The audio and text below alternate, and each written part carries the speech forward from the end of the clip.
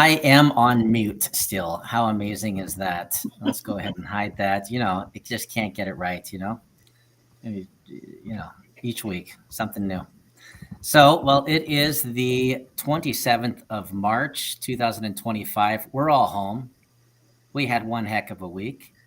And I just wanted to do a touch point with you guys before we moved forward and played the creation story for everybody publicly, just to get your your feedback about what you experienced. Now, Nick, Sherry, Miss Kozikwe, I just want to say amazing glasses.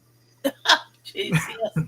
The best I've been able. I had cataract surgery, and these are my new glasses after the cataract surgery, so I can see things much more clearly now. Oh, nice. They look sharp. Thank you. They had to be red, of course. Of course, it's got to be red. Hey, I was surprised at how many cardinal murals and cardinal paintings I saw down in Mexico. That blew my mind. Yeah. So many are wondering. There's this idea that we just went to some festival. No, that's not what happened. We were front and center in a festival, and it was hosted by the Quetzal Council, which is the council of the traditional Mayan peoples. The Mayan are located in the Yucatan of Mexico, in Guatemala, Nicaragua, and Honduras. And they're called the Quetzal Council. Now, south of them, from Panama into Colombia, is the Calibri Council. These are a separate people, and they have their own councils, and their leadership was there as well. And in South America, from Brazil into Bolivia, are the Condor Councils. And then to the north is you have the Eagle Councils, and the leadership of these councils were there. And I was speaking on behalf of the Eagle Council, filling a slot as the grandfather of the North. Everyone saw Medigal was up in the front and center, every dang thing. And Miss Kozikwe got to see just how hot it is down there. Let me tell you, it was hot. I lived in Texas for 30 years. I know hot. And so we had some amazing things where we did some things that have never been done before, ever. And one of those is that we raised up a chief outside of the longhouse of the Iroquois or Anishinaabe Nation. It's never happened before. And it was done before 68 communities leadership, a couple Mexican governors, so that they could see that our authority is shared between our councils and between our territories. And this is a continuation of what has occurred prior in December, when Anishinaabe traditional chiefs were raised up and recognized as Haudenosaunee Iroquois traditional chiefs, and vice versa. And then the same thing happened with the Maya. I had a little bit of a help in it that my family's actually from there. And so for them, it was more of just welcome me home. And if anyone doubted beforehand, they don't doubt now. And so we did that. We raised up Sinajwin McKinney as an Ogima and a chief of the Beaver clan of the Anishinaabe. And so he'll be involved now with the council decisions and communications that occur. And Sinajwin McKinney is currently an apostle in the Joint Conference of Restoration Branches. It's the former RLDS. And I thought that was an amazing thing. That was I amazing. just cut off the a video call with him. He had question after question after question. And so you'll probably be getting a call. Yeah, so it's mostly, you get to a place where you can influence change. Other people have to willfully choose to participate, and we know how that is. Sometimes it's herding cats, but there was some amazing things. Yeah, I know, and we did a lot of that. Heck, we did a lot of cat herding down there. But one of the other things they did is that they had the ceremony to receive the Nephite record and the Torah. But the rabbi was there too. And what was fascinating about it in this, Nick, I had no idea, but that somehow between regular people living in cities and leadership, actual leadership, in 200 years, Mayan leadership had never, ever heard of the Nephite record. No one had ever even presented them a single copy at any point ever. Blew my mind. Yeah, it was humbling to watch them receive it, and not just to watch them receive it, the spirit in which they received it. unity is I mean, we know it's hard. I mean, it sounds like peace and love. Everyone talks about peace and love and open your heart, but when you get people together that have different traditions, all these different communities, there was a lot of, give and take. And so to watch, all of that naturally occur, and then for them to come together in the spirit of repentance, forgiveness, and reconciliation and love, that was like the perfect environment for them to receive the Nephite record. It's absolutely incredible. And they couldn't stop reading it. We went to the grandmother's building, and I had a meeting there. And when I went in, the books were all laying out on the beds. They were reading, and they knew it was theirs. And this is the thing that I think a lot of the restoration members forgot, is that this was meant for us. In the very title page, it says who it's supposed to go to. Those are the tribal peoples, and yet it went everywhere in the world except to us. And so this was something that's been building up for the last couple of years, where I've been trying to say, hey, listen, they're ready to receive this thing. And boy, they got a lot more than that. But they received it. And that many just aren't familiar with the structure of the Maya, but they have chief elders, they have chiefs, and they have chief grandmothers. And there's none higher than Grandmother Mima, who's headquartered out of Guatemala. And I'll tell you, to see her tears, as she knew that it had come home.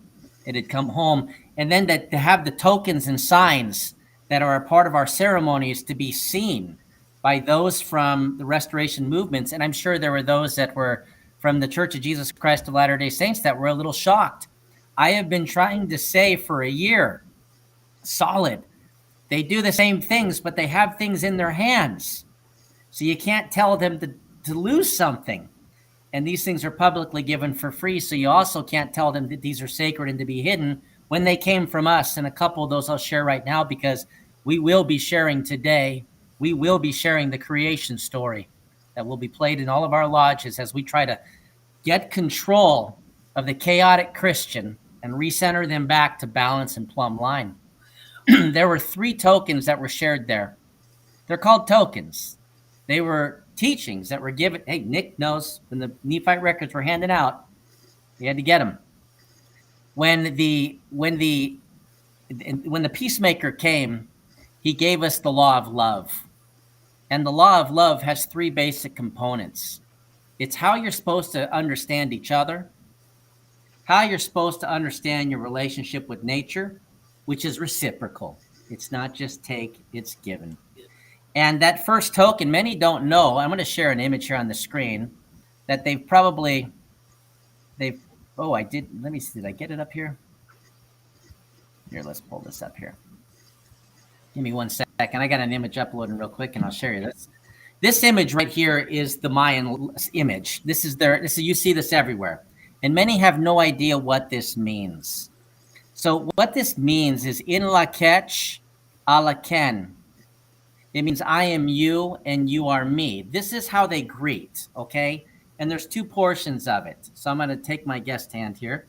Just to dispel anybody's idea that they have something we don't have. That's hidden behind doors. It's nonsense. This is how Maya and how Indians south of the border greet. That symbol is this. Your first finger, your thumb, goes on the first knuckle. And you say, in la ketch. It means, I am you. Then you go to the second knuckle. And you say, a la ken. And you are me. That is the first teaching of unity. That's under love. In la ketch, a la ken. I am you, and you are me. Okay? First knuckle, second knuckle. That caught some eyes. The eyes went real big, and I was like, I told you guys, come on now. Another one is they take plants and they place them in your right hand. And they take your left hand and it's flat. Cupped, flat, plants. Okay? And this is preparatory of the second law of love given by the peacemaker, which is sacrifice. Now, Nick was there as everybody then took that hand and they placed it towards the tree. Starts here and goes up.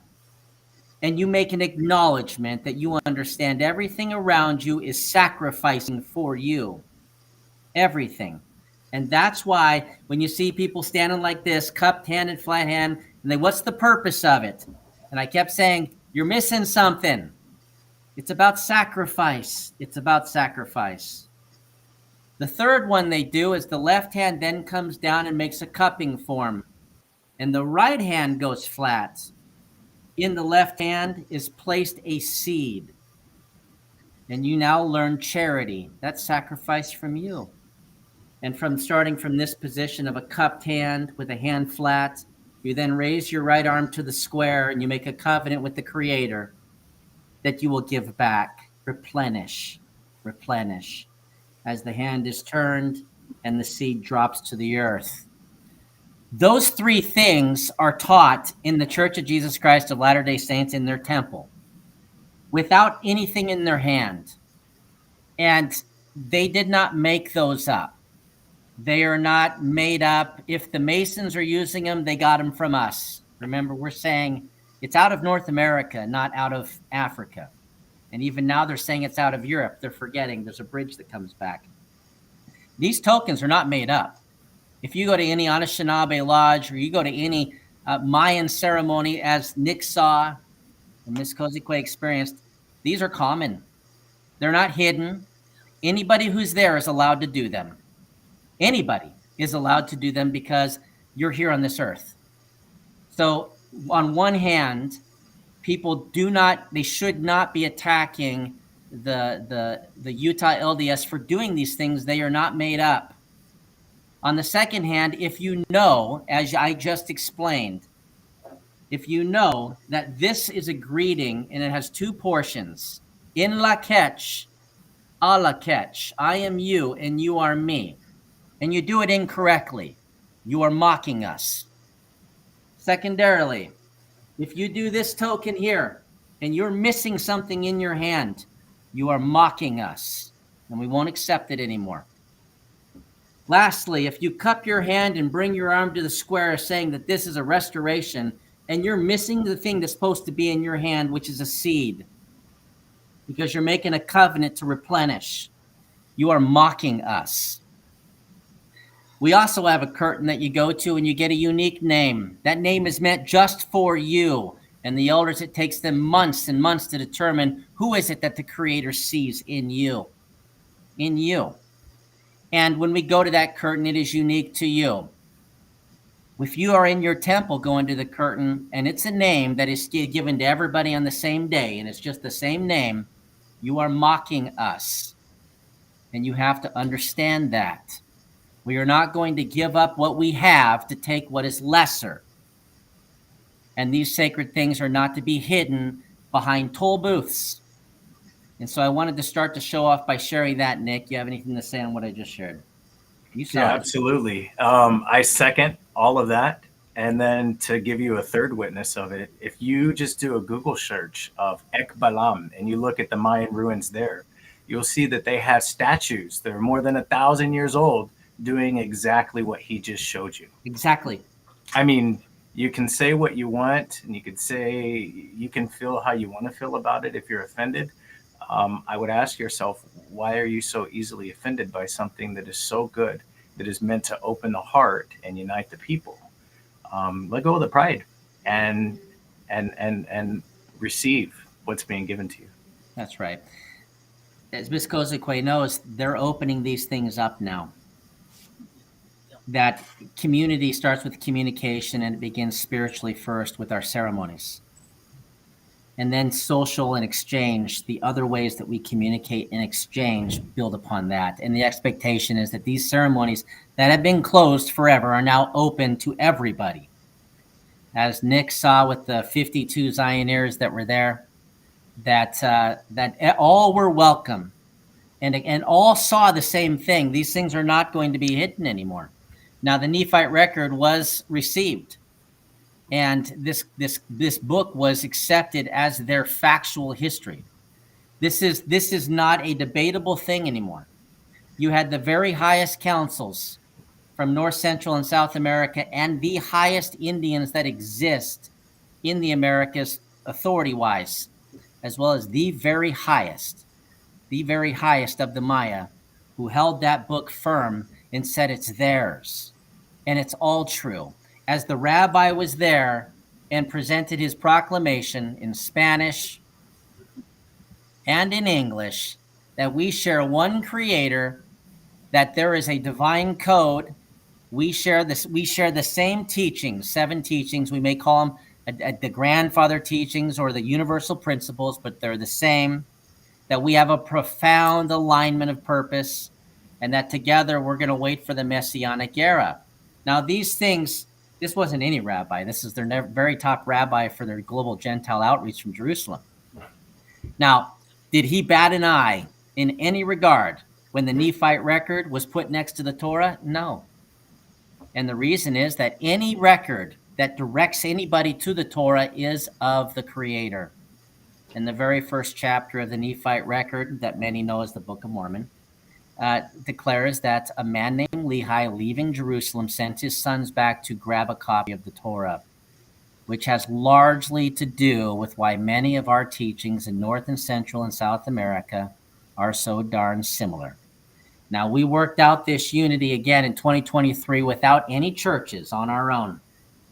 And we found that even though the Jews and the Indians say we're the same, and we've worked this out and the Nephite record's true, we're still finding that it's the Europeans who are like, well, not until we say so. The heck with you. The heck with you. We'll never please you, right? Sherry, what do you got to say? Well, you're speaking the truth, and it's time. It's time that we quit dividing, that we find the balance of the feather, because without the balance, we can't fly. And everything that happened this week was to bring about that balance between the tribes of North, Central, and South America. The first time that's happened in thousands of years. Think about it, that the conquest of the Americas by the Europeans tried to hide this, tried to disassemble this, and made very positive strides in doing so. And we are claiming it back. We are reclaiming it, reconnecting. Now, it's not like this is the first time. Now, one of the amazing things is once the Torah went down and the Nephite record went down on the altar, it's this big space around this sacred tree that was planted. And this is a sacred tree. This is the head ceremonial grounds for all Maya, for all of them. That once that went down, the chief grandmother of the Maya, Mima, held up a bunch of papers and said that now is the time for all the records to come forth, and that they themselves are now beginning the process of putting their records in a form that can be presented for all to receive as well. And that happened. And I'll be working directly with them and with our Zioneer interfaith group to get that together as we move forward. We got to go forward. We don't want to be stuck in the past. We got to go forward. And so one of the things going forward is we have to remove roadblocks to learning. So one of those things is, again, we have to dispel the myths that we are losing something if we don't give up something. All those tokens that are done in that LDS temple came from us, and we still do them with things in our hands. The first knuckle and second knuckle is the symbol. It's the symbol of the Maya. It's the symbol. It's 2 hands linking together. It's 2 hands linking together. First finger on the first thumb, in Lakech. Second finger on the second, goes down to the second thumb, Alaken. I am you and you are me. That's equality. I'm repeating this for those that have just been attacking nonstop, that now we're trying to help you heal, okay? They're not going to give these things up, and they're offering them for free, okay? The second one is a piece of nature is placed in your right hand in a cup form. Your left hand's placed flat, and you understand sacrifice. Everything sacrifices for you. As you raise your hand to the tree, I'm repeating here, and you make a covenant that you understand and accept the sacrifice that is made for you, and therefore you will sacrifice as they put a seed in your hand, and you covenant to replenish. And was that not what the Creator said? Multiply and replenish. Have children and give back. Give back. And we also have a curtain where you go to get your name. We are not the copy. We are the original. And we are grateful that you have carried a copy of us within your culture for 200 years. But we are fine going our way. Now, secondarily, we had a visitor named Reed Hess. He was the former general counsel of the Six Nations of the Iroquois.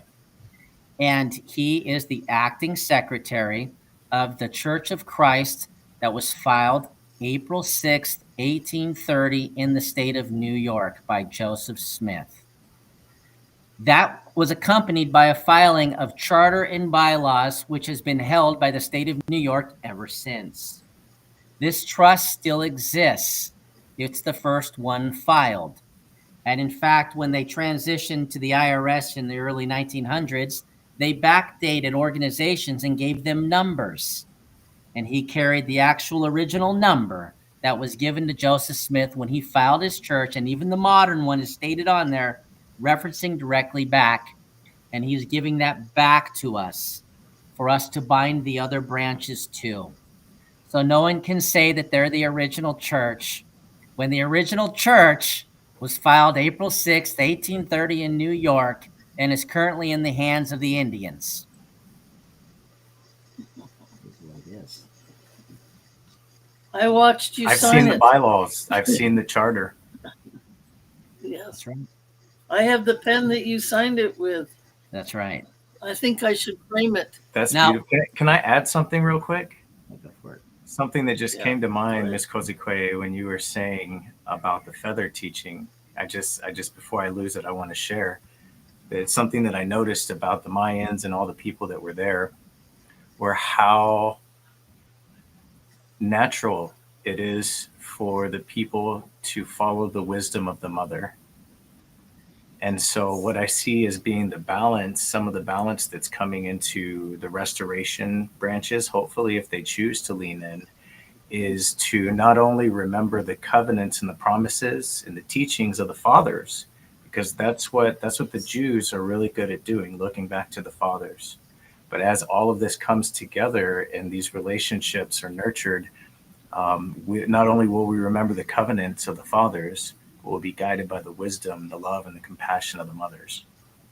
And so what an opportunity it is to have this original chartered organization that Joseph Smith himself set up. You're an ancestor of his. You're related, right? So who better to move this work forward in a balanced way? Yeah, so people should be very careful when they start throwing off, oh, the Indians are apostate, or oh, they're doing this and that, or we have everything in its original form. We're united. We've accepted the book. We're bringing forth more books. And oh, by the way, the original tax ID number that was given for the original paper filing is in our hands now with the original charter that says that the apostles were each supposed to found their own church. I bet no one knew that. And they were each supposed to call 12 apostles. I bet nobody knew that. But the core point of this is that the Indians are driving this thing. And that the age of using our history and using our signs and tokens and using our things, which was very convenient in the 1800s as they watched us being marched west of the Mississippi, oh, they'll be gone soon enough. That if you are gaining money off of our things and not giving back, it's the same as that teaching you haven't received. Sacrifice. I know everything is given for me, so therefore I give back. That it's not too much to ask for you to participate. And how can you participate with Nephite records? That's how you can participate. You can participate with showing up and learning, and you can participate with just speaking kindness and encouragement.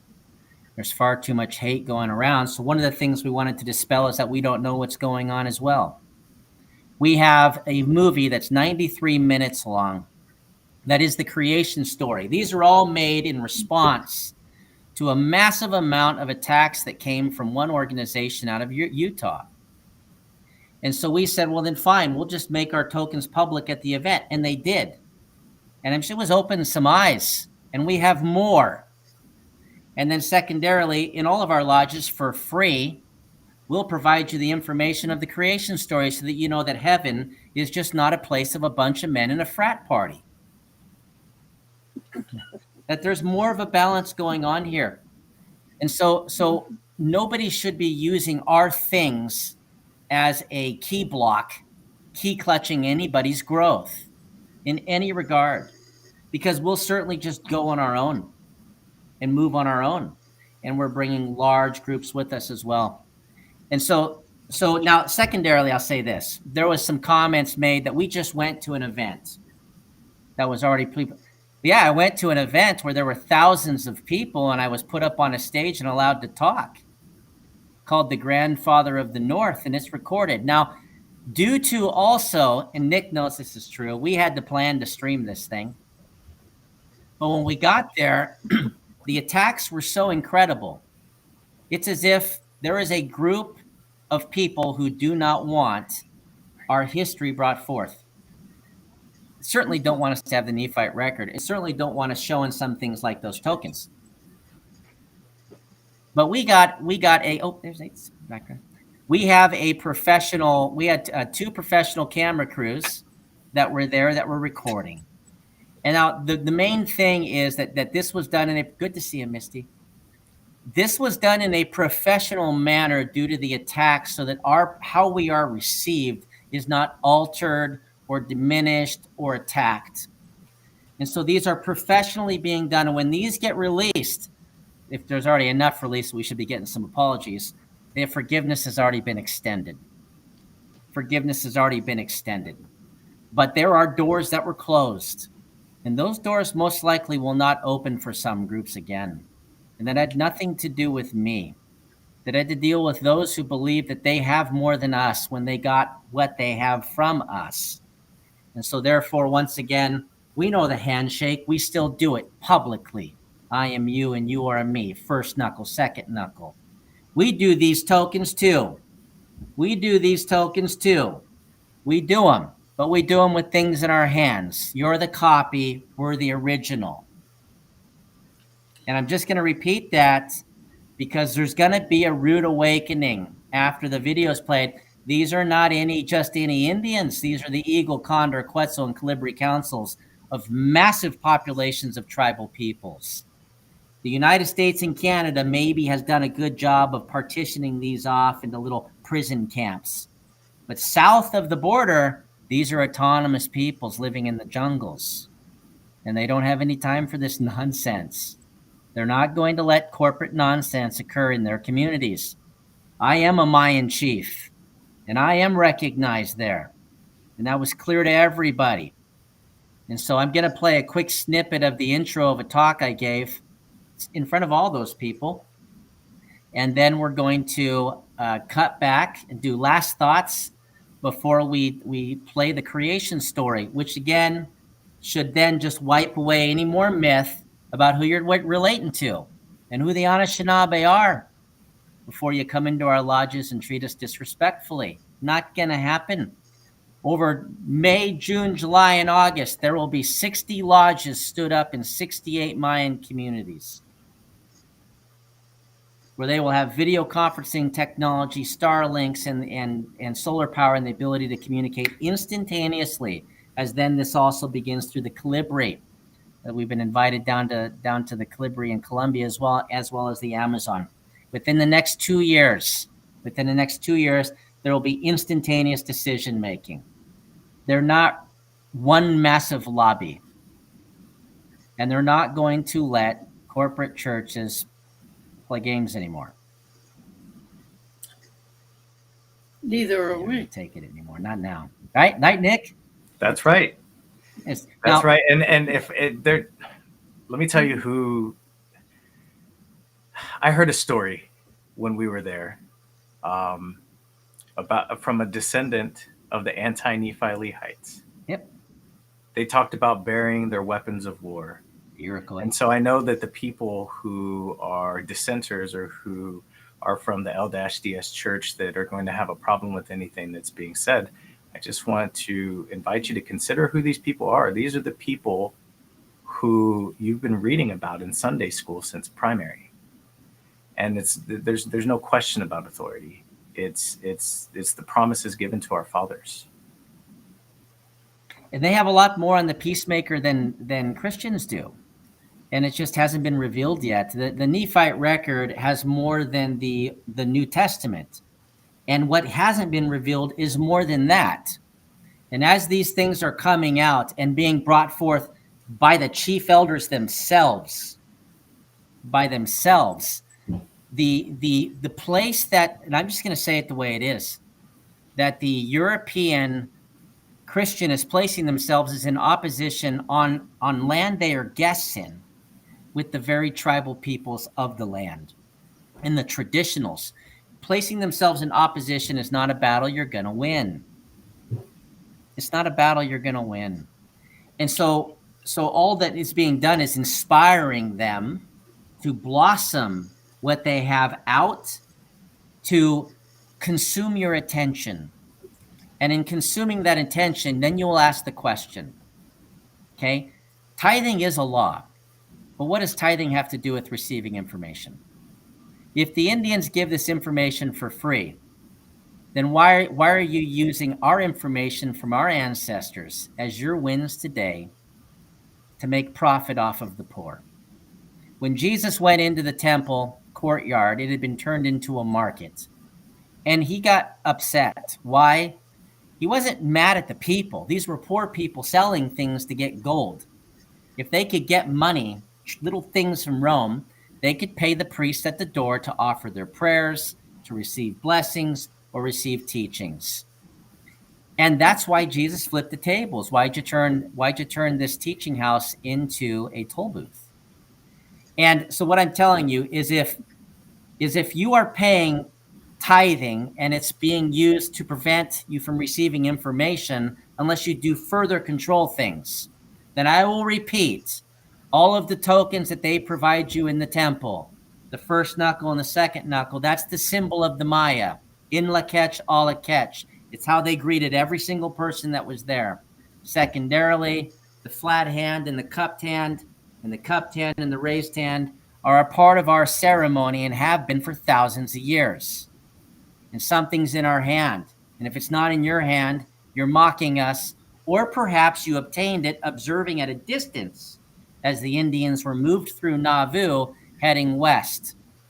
And perhaps you couldn't get close enough to see what was in their hands. These are also. I want to say something about that, because it was pressed upon me while we were there about hardness of heart and the importance of softening your heart, even to those who would persecute you. The hardness of heart, and Jesus taught this, is the base of all men's evil doing. And so it's pressed upon us to pray for them that their heart is softened. And at the same time, pray for ourselves that our hearts are softened to understanding and kindness and love and acceptance, knowing that they've been taught the wrong things. They've been not taught the whole truth. And the truth has been bastardized. So it was pressed upon me to pray for the softening of not only my heart, but of every heart. Now, I did want to say at Sunhaven, the reason we had them on here today is that the most close replica to what you see in the Maya is what you see with Sunhaven. And that's families just dwelling together in kindness and unity, calving each other's backs. And so I just want to once again say, Nick, good job, Misty, because you guys took that journey before any prodding. It's like the animals knowing the tsunami's coming, right? Well, I've heard you say that before. I received that. We received that, and thank you for seeing the light. And when we went down to connect, I understand what you mean. And Ms. Kozikwe, as you were just talking about forgiveness and love, it's crazy because the way that the people are going to fight the war against those that oppose them is going to be through charity and serving and lifting the poor and raising communities that don't need a red cent from any corporation because they already have everything they need provided to them by their creator. And that's what I witnessed. I witnessed a vision that we've had made manifest already. So it materialized, and I saw it in people who were taught they had what we have, and that's a relationship with their creator. And so the guidance is the same.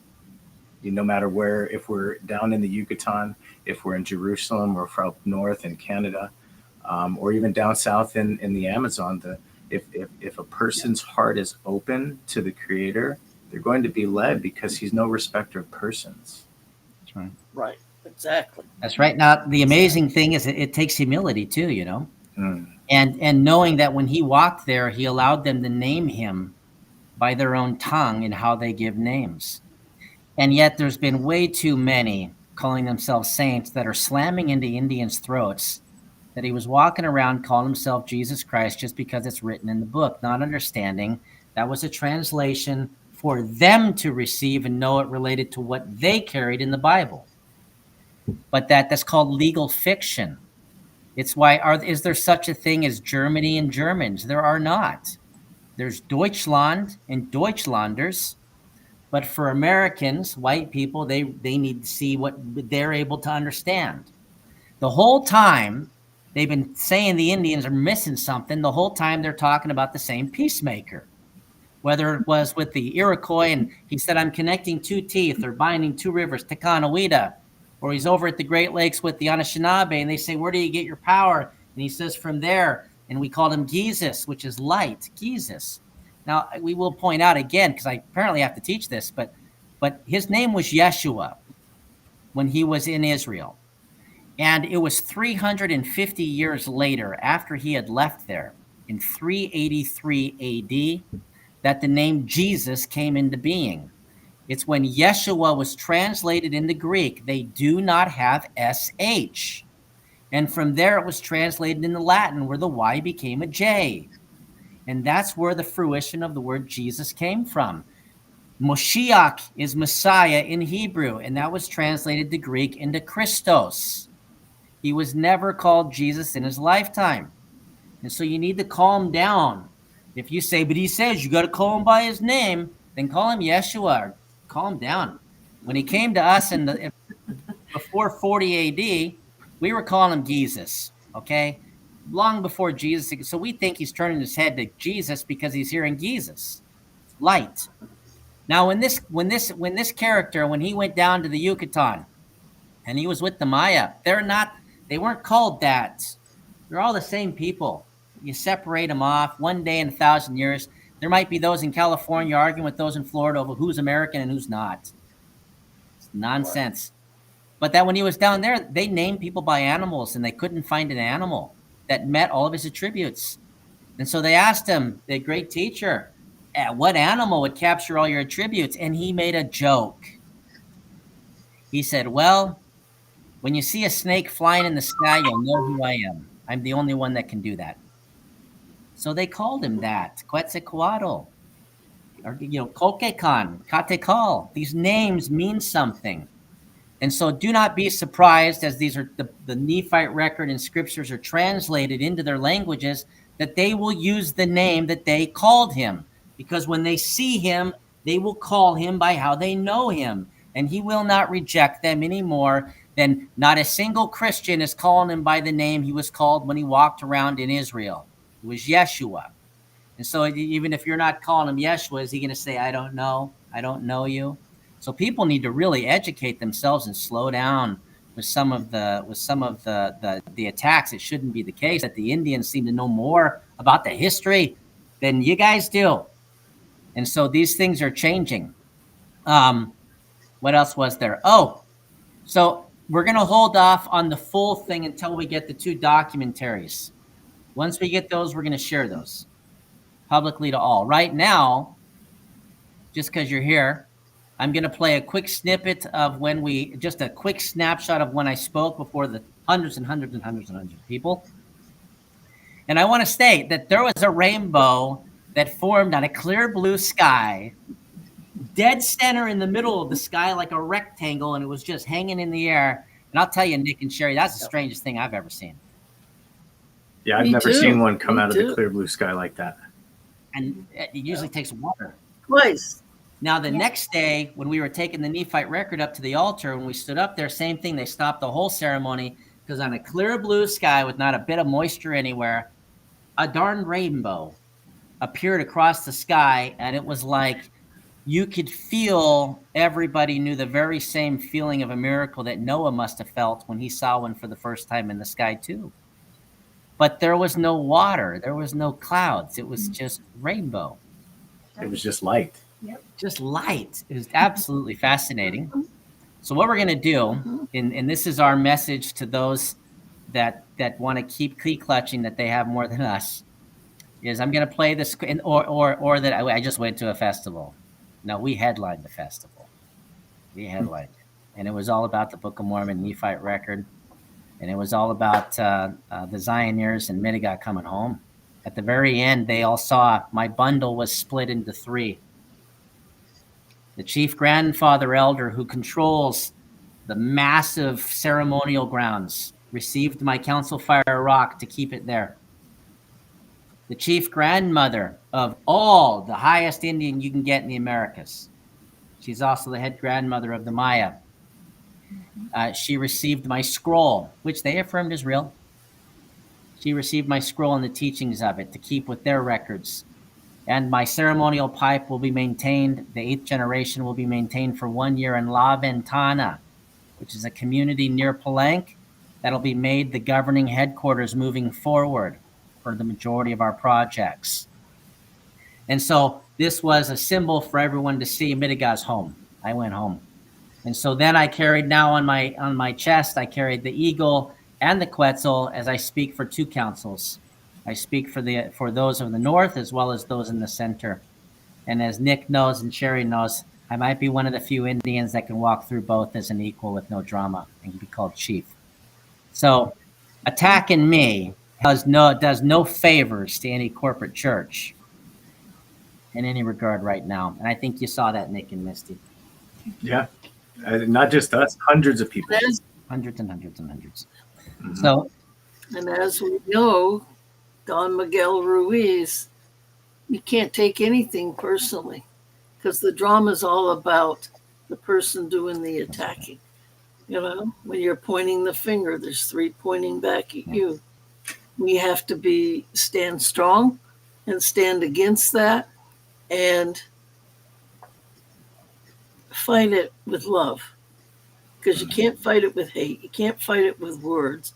You can only fight it through love, which is deeds and doing and forgiving. Now everyone's probably waiting for the creation story. Hey, listen, if you've ever gone to the current temple where they've made them all movie theaters now and they play their video that is still the King James Version. Now, let me tell you something. The rabbi made it very clear. They do not have any problem with Yeshua. They don't. Or you having his teachings. He was sacred and he was supposed to be kept sacred. They know that. Their issue with Christianity is that you made your own Torah. The Torah was given to Moses by God himself. And then European kings decided, all the way up till the Council of Trent in the 1560s, to keep rewriting it until they got the version they wanted, violating the very first law in the 7 laws of Noah, which would then become the 10 commandments, which is you don't create a graven image. If you have something that God has given you and you make a lesser version intentionally, and then you use that as your source document, that plagiarism, that is why they're upset with you. You took their most sacred Torah and you're following it, the version a European king made, and then you associated Yeshua to it, thereby associating him to the crime of creating a graven image. Go back to the Torah. Go back to the original source, and they won't be so mad with you or frustrated. Imagine if somebody took your Nephite record, watered it down, kept maybe half of it, called it a new name, right? And then started proselytizing and sharing around, you'd be irritated and ticked off and you wouldn't associate it with them, right? Right. What's the difference? What's the difference? So hey, I just wanted to say to some of these people that are responding to Don Miguel Ruiz is that my understanding is he was there. I didn't meet him, but you did. I met him. Yeah, I met him. Had some time to talk with him. I also met with a member from the Toltec, their culture that's now headquartered down in Colombia. And he wanted me to know that everything I'm saying is a 10 out of 10, exactly accurate and right. And that's why the council support me. So the very highest Indians you can meet in North, Central, and South America, who I call brother and sister, and I sit in their midst. So when we are aligning things now, getting ready for the return of the great peacemaker, and we're finding who our allies are and who our friends are, who's with us and who's not, who cares more about corporate greed and less about the souls of people knowing the truth and who they are, and especially who the tribal peoples in North America are. And after you watch this creation story at the end, you're going to understand why in a very short period of time you have to realign yourself, or you're falling under the same judgment of those who have destroyed this sacred garden and nearly destroyed our very people. And I'll pause with that. So I'm going to play a quick little snippet of the tail end of my speech, and then we're just going to, Nick, we're just going to go right into the creation story. Do you have anything you'd like to say before we cut off to this? Yeah. One last thing. I just want to add that it wasn't just the leaders of these indigenous tribes that were there. There were leaders from all over the world who were there to witness this sacred gathering. From Rwanda, Antoinette, she was the founder of the Ubuntu movement. Tadic, a wisdom keeper from Nubia, a guardian of the pharaohs, he was there. There was another ambassador who shared a blessing with many of us who stayed later into the evenings for the teachings of the grandmothers, who brought the blessings of the Dalai Lama to all those who are gathered together directly to open their hearts from him, directly from him. Mm-hmm. And they gave us those tokens, these gifts from the Dalai Lama to symbolize the blessings that he was given to all those who were uniting their hearts and doing this sacred work. So it was not just one group of people. This is the unity of nations that's happening, and everyone sees the same thing, that balance must be restored, and we have to open our hearts and begin to love one another. Yep. Now well said, Nick. Perfect, Nick. Now we're going to play this short little snip. Following it, there's going to be a 3-minute video with no sound. It's to share some petroglyphs and some images and brief orientation so you know what we're sharing is old. It's very well known by the tribal traditional peoples. Maybe not those, that are broken living in reservations, but the actual traditionals that are still in the very lodges and still practicing their actual culture. This is known. And even this character, Meshi Pishu, is known even down to South America and Central America. And the grandmothers were showing me his images of him down in their territory. That this being that you would call the devil is very well known. And the story is very well known. The question you should ask is, why does your story leave the mother out and ours doesn't? Why does your story act like heaven's a frat club and women are just an accessory? Ours doesn't. Ours doesn't. In our story, the sacred mother that we call Sky Mother, you would call Heavenly Mother, is in this earth. And all women assisted her in creating this earth and the life we experience. And for that reason, they're able to reflect that creation in their physical form, where they birth within them the merger of spirit and flesh, a creator in physical world because they were a creator in the spiritual world with their Heavenly Mother that did everything at the direction of that Sky Father through the Great Spirit, his Son. So why do we have more of the story than you do? And why have they been preventing us from sharing it until now? And by goodness, why did everything align to stop us from gathering the very week before I went down? You could have literally And I will say it because it is what it is. No other organization in the history of Native America has done more to stop Native Americans from gathering than the Church of Jesus Christ of Latter-day Saints did in the 2 weeks prior to this event. They did more to prevent this from occurring than is shockingly even imaginable. And so for that reason, they let everything out in the open. Put the story out in the open. Put the tokens out in the open that they hide behind doors. And they tell people you're not worthy until you can go get those. You can come for free into our communities, embraced with brother and sisterhood, and receive that and more. It is unacceptable to turn what the Creator has given on our land, where you are a guest, into a toll booth and judgmentalism of who is and is not worthy, let alone me, that if I went, that I was going to lose something. How can I lose something? When I do those things, something's in my hand directly from the peacemaker, who's the copy and who's the original. So, forgiveness, right? Mm-hmm. So here we go.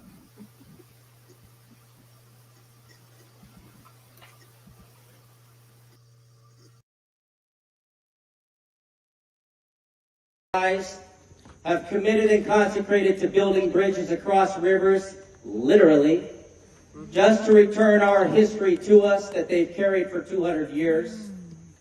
We have many histories, from the south, the north, the east, the west, many times. And the Nephite record is one of those. And it is being returned to the tree. We had a rabbi from Jerusalem who came yesterday with them, who was pleading with all his heart for you to feel their heart as they watch governments of war wreak havoc upon children of mothers. And they too return their Torah to the tree of our one family. We ask for all to bring their histories of the Creator to the tree of the human family so we can understand each other. And Brother Joel, Chimigwich from my heart. Chimigwich.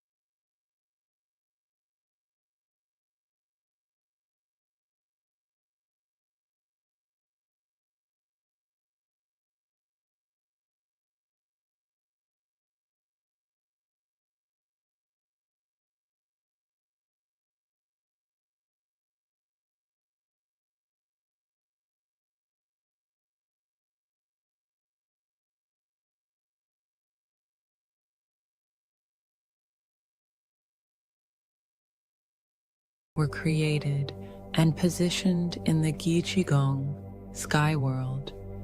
A significant event took place in the place above the heavens.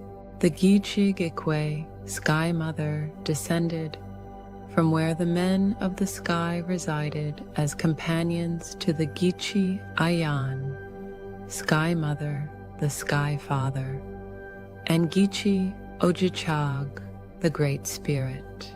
The Great Spirit formed as the first Ojichagwan Spirit, used the power of the Sky Father to create the Gijig Anishinabeg, people of the sky, who lived as light before flesh. The Sky Mother's descent marked the dawn of life and harmony on earth, introducing the teachings of balance and peace. As the world grew and the people flourished, another great teacher emerged, the Gichi Ojimaya, great peacemaker. He walked among the Anishinaabe, sharing wisdom and guiding them towards unity and understanding. His journey was one of bringing together the hearts of the people, much like the harmony that Sky Woman had initiated. The Sky Woman, in her descent, brought with her the seeds of life, and upon the back of the Gichi Mishiki, great turtle, the Akiang, earth, was formed as it moved through the sky world as a turtle through the waters. It was she who whispered the teachings of the Great Spirit to the Anishinaabe, guiding them in harmony with nature. The peacemaker instructed the people. This original light was the event that did not yet exist. Neither the suns nor the moon were created before that light, which is also the Spirit, all coming to form in the physical first from the spiritual. Light in the flesh of the earth from the prayer of the Creator. In the age he spoke, when the days were not as they are now. This was before night and light overcame each other. The Great Spirit saw the light, the life event, before the earth was visible, and also saw that someone would see what was not there, and that it was good, and they saw the Spirit first in the way it lived. And so the Spirit offered the goodness of the light, that which was not there but was seen, and also helped the Anishinaabe to live well. The Great Spirit saw that the life event was good. Even though it was not there physically, it lived in spirit and light, and they played and were able to do so in families, in spirit. And then they saw the night, and they overcame through their vision in flesh. And also, the light was not visible to what lived in flesh, but it was seen in the sky to those of spirit. And they saw the earth of flesh and spirit. The Great Spirit named the light similar to life, and thus created the day, and named the night similar to life, and thus created the night.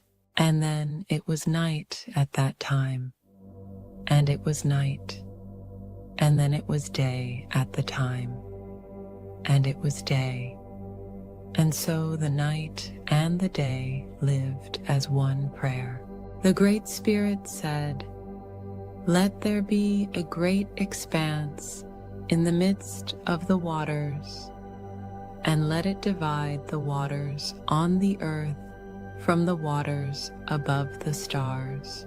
And so the Great Spirit made this great expanse and divided the waters which were under the sky from the waters which were above the sky, and there was darkness and light. A second prayer. For life to exist, the earth was formed, and the dry land appeared, and there was water. In order for light to live, the Great Spirit said, "Let the waters be gathered together in one place, and let the dry land appear." And it was so. The Great Spirit called the dry land earth, and the gathering of the waters he called seas. And so the gathering of the waters was completed, and the Great Spirit saw that it was good. The Great Spirit said, "Let the earth bring forth vegetation underground, seed-bearing plants and trees, whose bark tastes the same as its fruit, that produce fruits with seeds according to their kind on the earth." And so it was. The Great Spirit commanded the fruit trees to bear seeds according to their kind. The plants sought out the trees, and the trees that were to sprout appeared, and thus they sprouted as they were meant to be. The trees were formed without showing the fruit that was within them in their bark as commanded.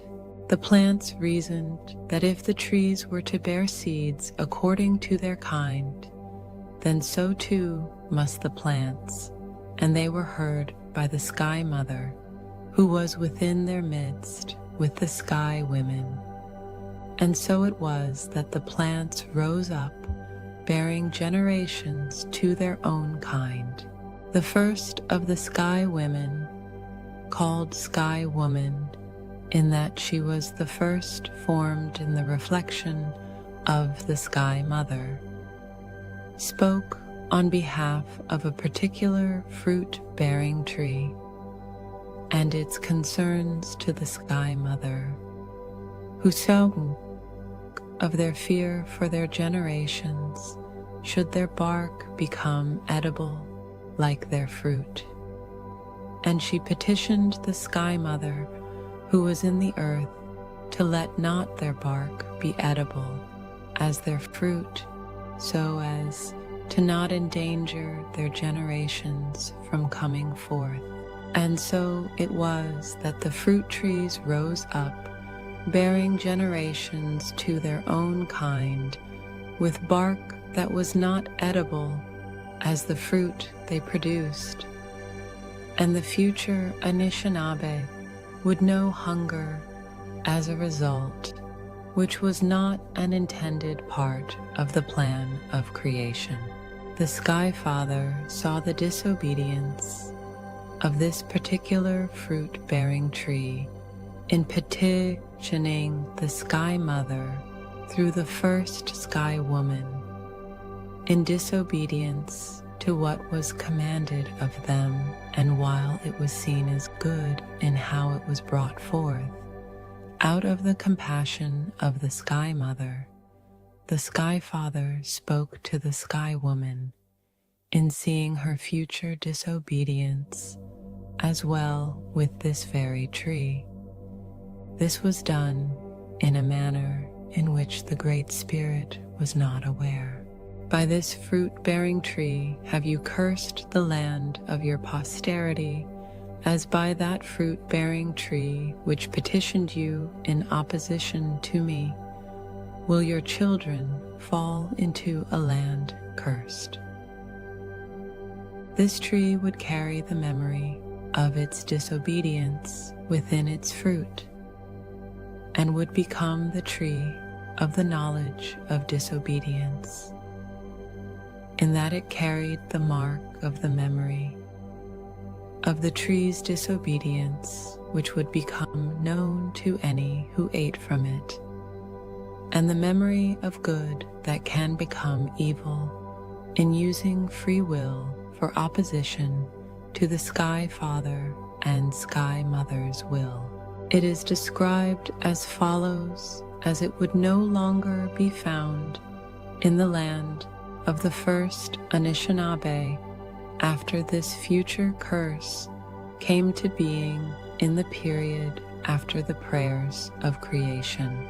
This tree bears a small, pear-shaped fruit with a unique texture. Its skin is the color of deep purple and is soft and slightly wrinkled when ripe. Inside, the fruit contains a dense, pinkish flesh filled with tiny seeds. And there was darkness and light, a third prayer. As the prayer fell upon creation, the light of life, Grandfather's Son, that was formed on the first prayer, rested into position, called the Grandfather of Life, and to give strength in the midst of darkness. The Grandmother Moon was placed above the earth so as to mirror the light amidst the night. The wandering stars were set loose to move their trails amidst the sky. The spirit stars were placed, and light and life lowered to the earth. Sacred spirits light to birth. The Great Spirit's prayer echoed. Let the Grandfather Sun and Grandmother Moon divide the light from the dark as the Great Spirit's prayer rested upon the earth. The color purple filled the sky, and the spirit stars rested upon the earth. The braids of light lowered life, their strands to the sky world, to be hidden from the life that they birth. And there was darkness and light, a fourth prayer. The Great Spirit observing the light from the spirit star, resting upon the earth, reading the differing degrees of birth. The Great Spirit's prayer echoed. Let the waters be filled with life, and let the mud of the wetlands bring forth living creatures that will fill the sky with life. And so it was. The Great Spirit's prayer echoed. Let the waters bring forth the great water panthers, both male and female, so they can experience life together. The Sky Mother wept, and so it was, being so great and terrifying. The Great Spirit knew beforehand that Anishinaabe could not dwell on the earth if these who have fallen gave birth. And therefore, after they embraced in their new life, he removed the female, leaving only the male water panther to roam the waters, sky and land of the earth alone. These powerful beings, once great spirits of light in the sky world, had rebelled and were cast down, their origins now tethered to the earth. The water panther, feeling the weight of punishment, the loss of ability to reproduce, became filled with anger. His great form now moved through the waters, land and winds, with a twirling and turning, twisting in wrath. The Great Spirit lifted the body of the female water panther to the lodge of the Sky Father for the feast of the righteous who were not cast down, who had not rebelled. The Sky Mother, through the prayers of the Sky Woman, produced every being that gathers in the waters and every being that fills the sky. The Great Spirit saw that it was good. The Great Spirit's prayer echoed to the life of the sky and sea. In time, I will allow Anishinaabe to consume you. So be fruitful and multiply. Reproduce yourself once, as this is the law of life upon the earth. But for you, be abundant. The Sky Woman's prayer echoed, I will shorten your trial and increase your offspring at birth, so that you will fill the water in the seas, and you will multiply on the land. And there was darkness and light. A fifth prayer. The Great Spirit's prayer echoed, let the land be filled with walking life, living beings according to their spirit that rests there now, livestock, reptiles, amphibians, and all swarming beings, insects, worms, ants, beetles, moles, snails, all beings after the manner of their spirit resting there now, and beasts of the earth according to their spirit that rest there now.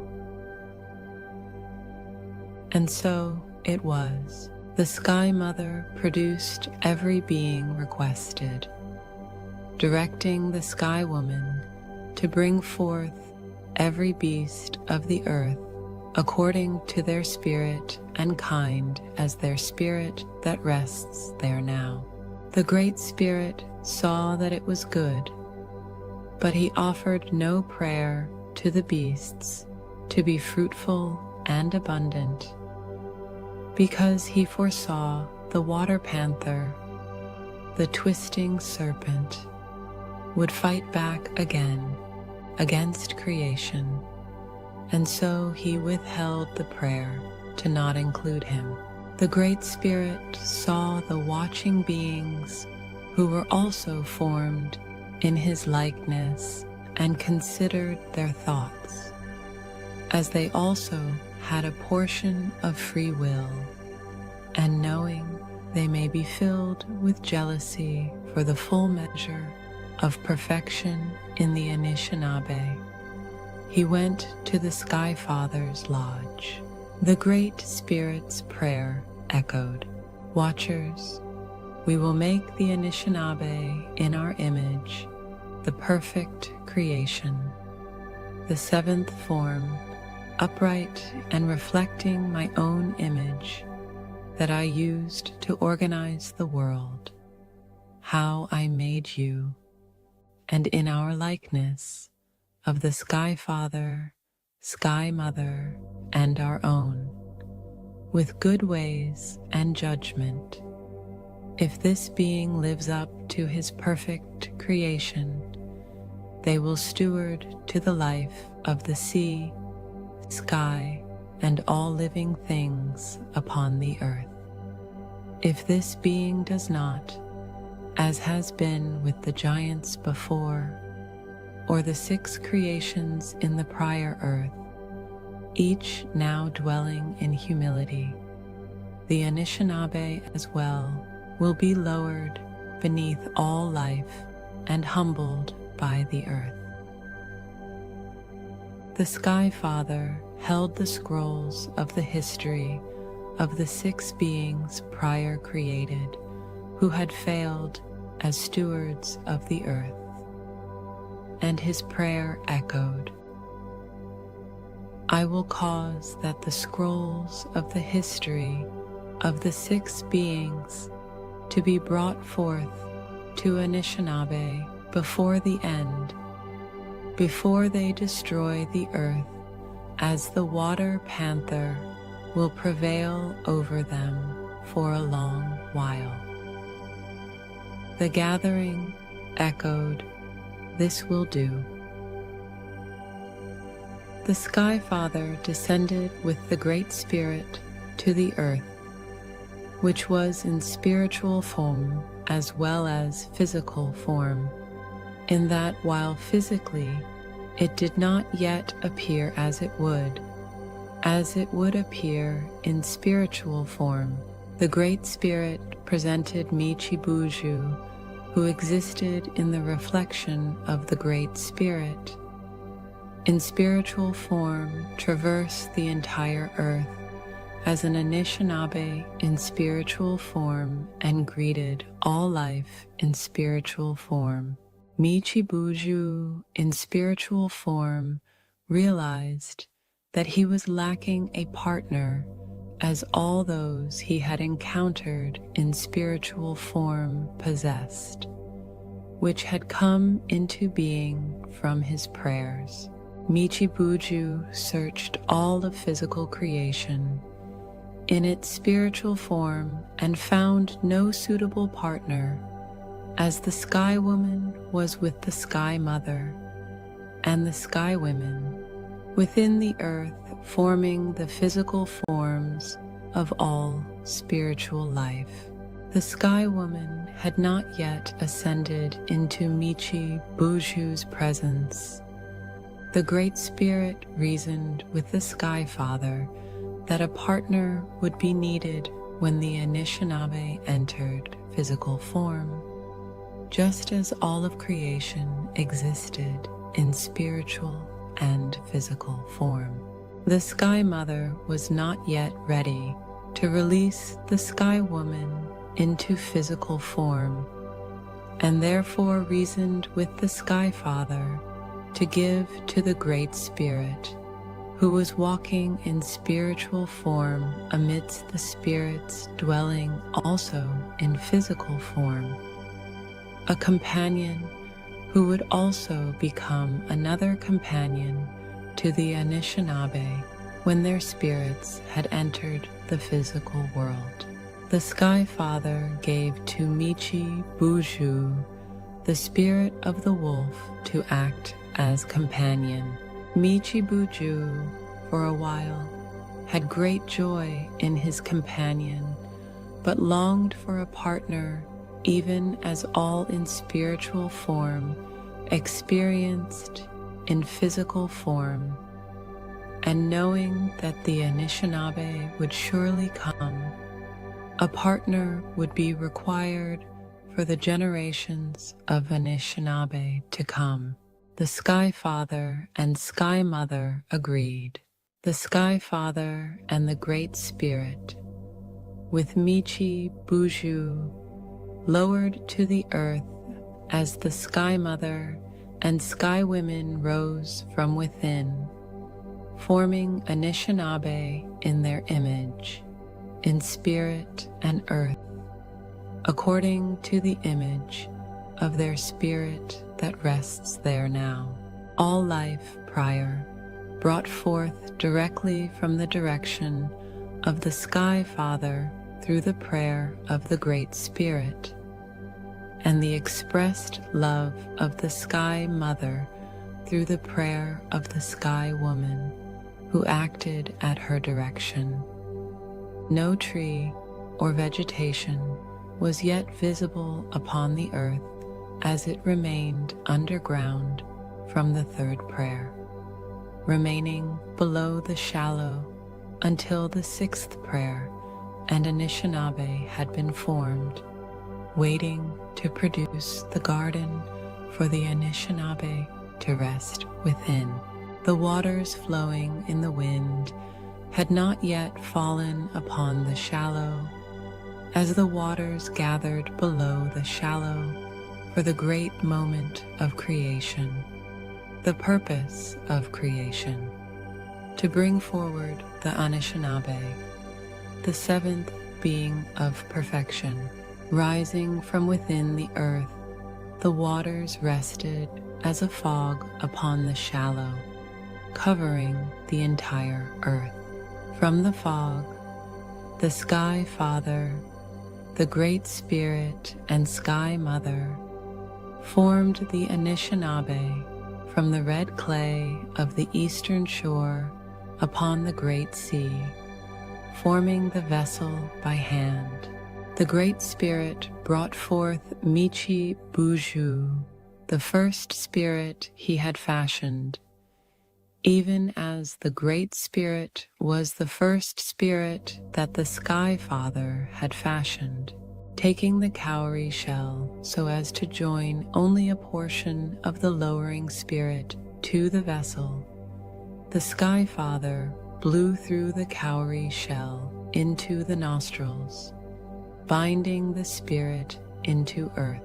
Anishinaabe was formed by their hands with spirit and earth, according to the image of their spirit that rests there now in the vessels of earth. The Sky Father and Sky Mother's prayer echoed to all of creation. Here lies red clay earth joined with spirit. All creation will observe Michi Buju, who is like us. They are called together Gi-Ijim.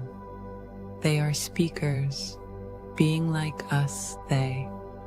The Sky Father and Sky Mother created the first Great Spirit, who then created the Michi, Buju, and the Sky Woman, the first Anishinaabe as spirit first, and then in earth as a single being united to remind them and the abundance created from their unity in performing creation. The seventh being, perfect in form, they are understanding, and they are speaking as the Sky Father and Sky Mother. The Sky Mother and Sky Father then hid themselves from the Anishinaabe, with the Sky Mother descending within the earth to embrace all spirit into life of physical form. The Sky Father departed to the Sky Lodge to observe and visit the garden at the end of each day, and the Great Spirit ascended into the sky to observe and reward those who lived the good way of life. The male Anishinaabe saw that the animals were digging within the shallow to seek vegetation to eat, and realizing the fog was rising into the winds, he said a prayer. The Sky Father, the Great Spirit, and Sky Mother rejoiced in viewing the first male Anishinaabe pray as they do. The first Anishinaabe male called upon the waters to fall so that the vegetation would rise. And so it was. Immediately all vegetation rose from below the shallow and covered the earth as the first male Anishinaabe watched the sun setting as the day was ending. The female Anishinaabe marveled at the green vegetation that rose so abruptly before her eyes, and every tree rose higher still. A beauty so great she had not realized that she was still united as one with the male Anishinaabe. They were connected back to back by the ribs. The Sky Father, the Great Spirit, and Sky Mother, knowing that in time the Anishinaabe, if remaining in their current state, would see that living beings were in separate pairs and not alone, determined to separate them. In their current state, the Anishinaabe were unaware of each other's presence. The Sky Father, the Great Spirit, and Sky Mother did not want the male side of the Anishinaabe to witness the separation of the female side, fearing he might wrongly assume she was derived from him or was lesser, when in fact they were equal. Thus, they caused a deep sleep to fall upon the Anishinaabe, While they slept, the Anishinaabe male and female were separated at their backs, where they were connected at the ribs, and skin covered the open flesh. The Anishinaabe female was additionally shaped to carry into physical form the creative power she possessed in spiritual form when she had assisted the Sky Mother in bringing forth all life upon the earth. The creative power of the earth to join spirit and earth into living being was placed within the Anishinaabe female as a fruit is placed within the earth to grow.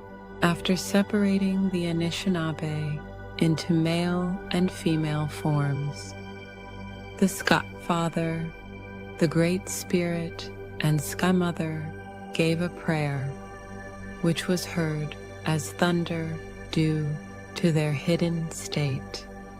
The Sky Father, the Great Spirit, and Sky Mother's prayer echoed, "Be fruitful and abundant, steward the earth and explore it. Overcome the opposition to peace and reveal the kindness within of all living beings. Be good stewards over the living beings of the sea, sky, and land." The Anishinaabe woman's eyes saw clearly, and she declared, "I know these things you speak of. I made them here. I am truly the mother of all living." The Anishinaabe man's eyes did not yet see clearly, and he declared, "This woman is bone from my bone, flesh from my flesh, and is taken from me." The Sky Father, the Great Spirit, and Sky Mother, realizing his error in the Anishinaabe man's judgment, as they had prior sought to prevent, corrected man, caused the Anishinaabe man and Anishinaabe woman to face each other. The Sky Father, the Great Spirit, and Sky Mother's prayer echoed, "Anishinaabe man, you have been given strength and endurance to serve, provide for, and protect the strength and endurance of the Anishinaabe woman, which are her generations to come. You are one. As she is bone from your bone, you are bone from her bone. As she is flesh from your flesh, you are flesh from her flesh.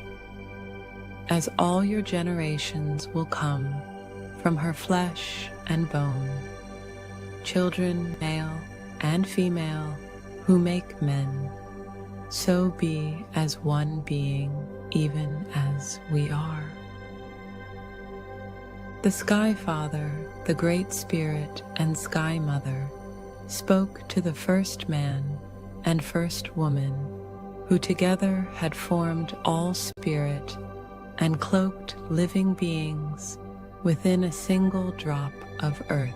The Sky Father, the Great Spirit, and Sky Mother's prayer echoed, "Look, I have made you stewards over the living beings of the land, but those who eat plants, prior below the shallow, and now abundant upon the surface, do not take their life or consume them for your own.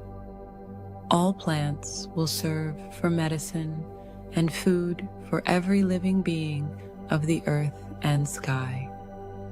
Only those living beings who take life by creation may take the life of those living beings who eat plants. It is important for now they together do not confuse the stewards for us, and remember, you are a creation of spirit and earth as well." The first man responded, then how will the abundance of our generations come?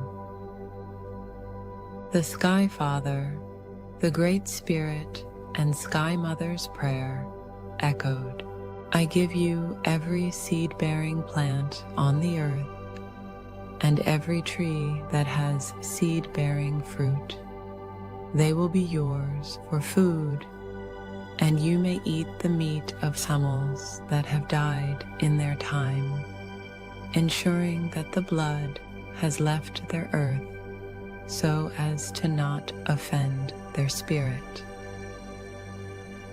And so it was that a garden rose abruptly, and two great trees were seen in its midst.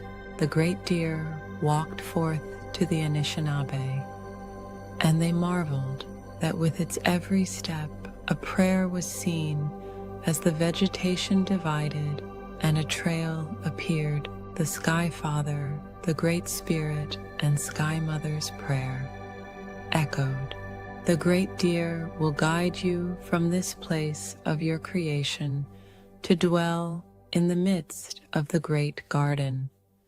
We will meet you there to help you understand the purpose of your creation and the creation of the earth.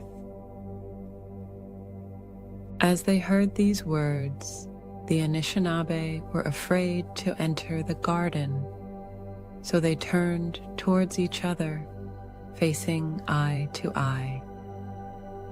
The Anishinaabe man declared, I have been given strength and endurance to serve, provide for, and protect your strength and endurance, which are our generations to come. They embraced and followed the great deer into the garden.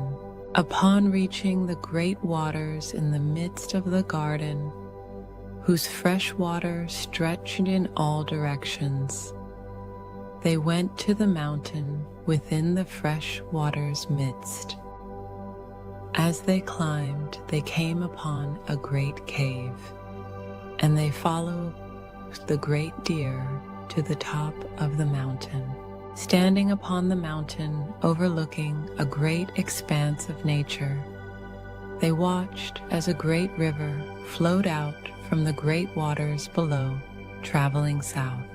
This great river far beyond would stretch into 4 directions of all the great land, as the waters that had fallen upon the great land joined with it from the east and west, as it flowed from north to south, the river flowing from north to south being called the Great River, the river flowing from the west to east into the Great River being called the Muddy River, as it flowed far across the land, gathering earth, the river flowing from the east to west into the Great River, being called the Winding River, as it flows upon the garden as a snake moves.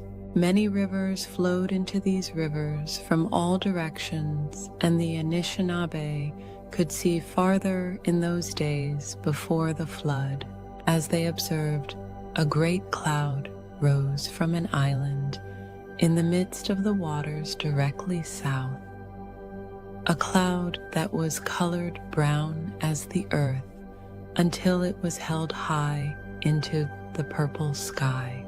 This was the Sky Mother rising to meet the Sky Father, who was distant, high in the sky, so as to not been seen by the Anishinaabe. The Great Spirit spoke, and his prayer echoed, I see you. The Anishinaabe, although recognizing the voice, still marveled and asked, as prior upon their creation they had not reasoned to ask. Together the Anishinaabe asked, Who sees us? In an instant, lightning projected across the sky in all directions, pulsating like a heartbeat, in similitude of the observed rivers. But these flowed of light, extending across the sky in all directions. The Great Spirit spoke as one, and their prayer echoed.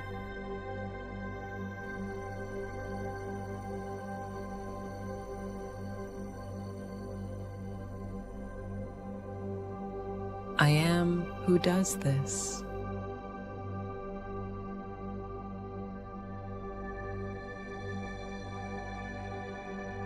The Great Spirit's prayer echoed across all of creation.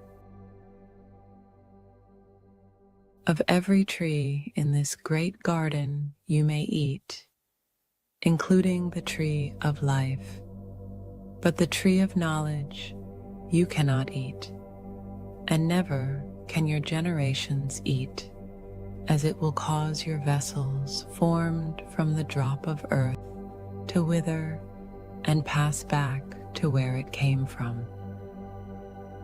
The tree of knowledge was not referred to as the tree of the knowledge of disobedience, so that the Anishinaabe man and Anishinaabe woman would not ask what disobedience is, and in doing so learn of good and evil, the use of free will to disobey in that free will.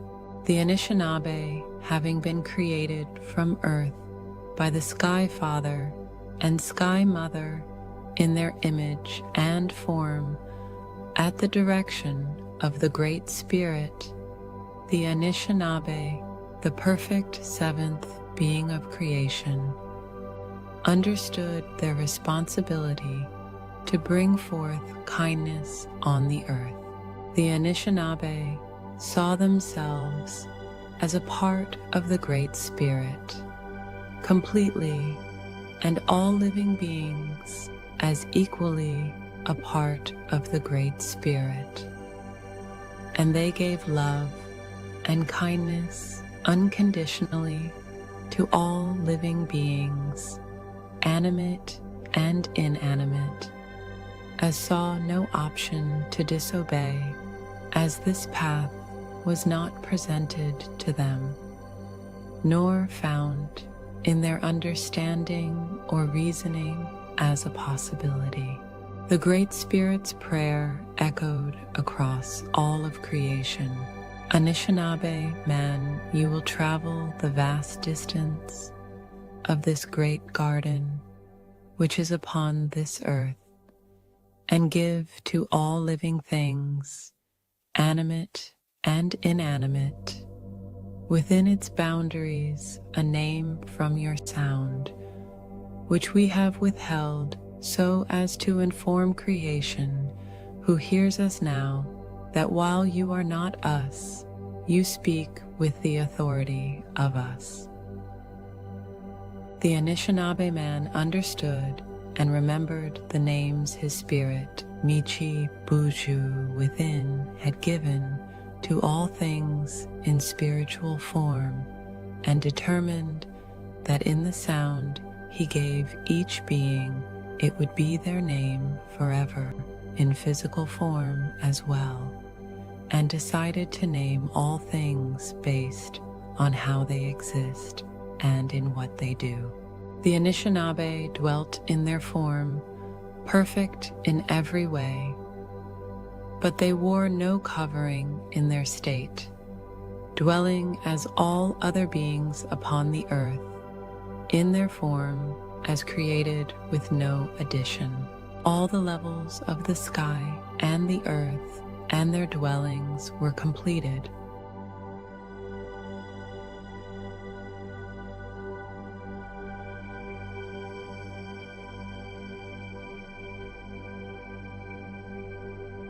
As the sixth prayer concluded, it did so as the sun set.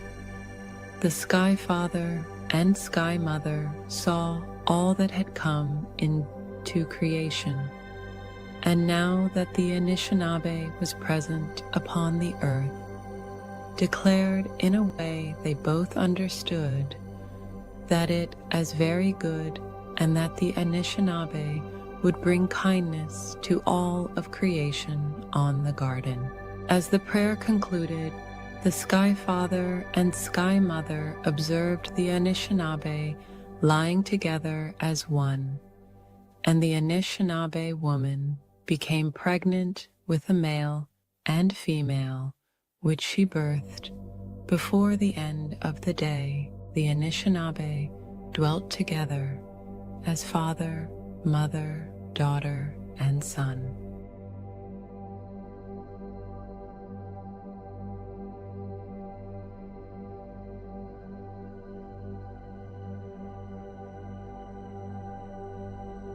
After Odeimin gave birth to the children, as she became pregnant and gave birth within the same day, Mida bestowed upon her a new name.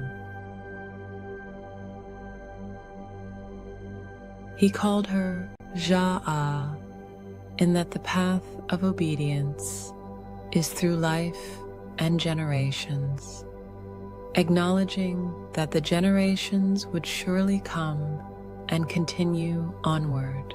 And there was darkness and light, a sixth prayer.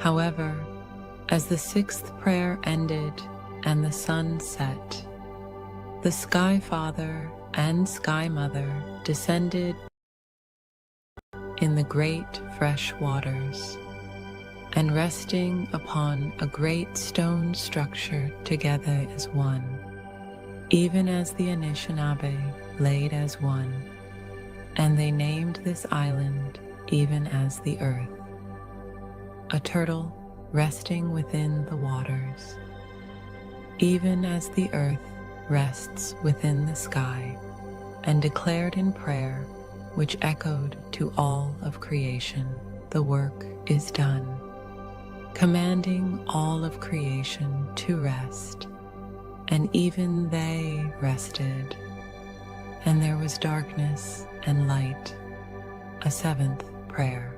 The Anishinaabe man and woman traveled the garden and named all things in it, and in doing so had many generations of children today called the Anishinaabe, the good spirits who are lowered and live without the curse that would come to the descendants born outside the garden, with the deception that would come through the cunning of the water panther, that great twisting serpent.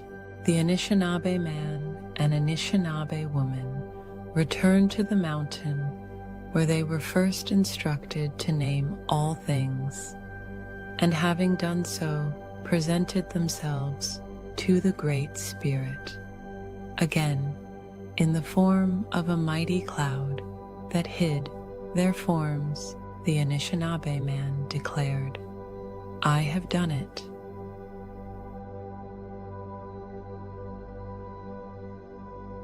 The Great Spirit declared, "But we have made you as well. What are your names?"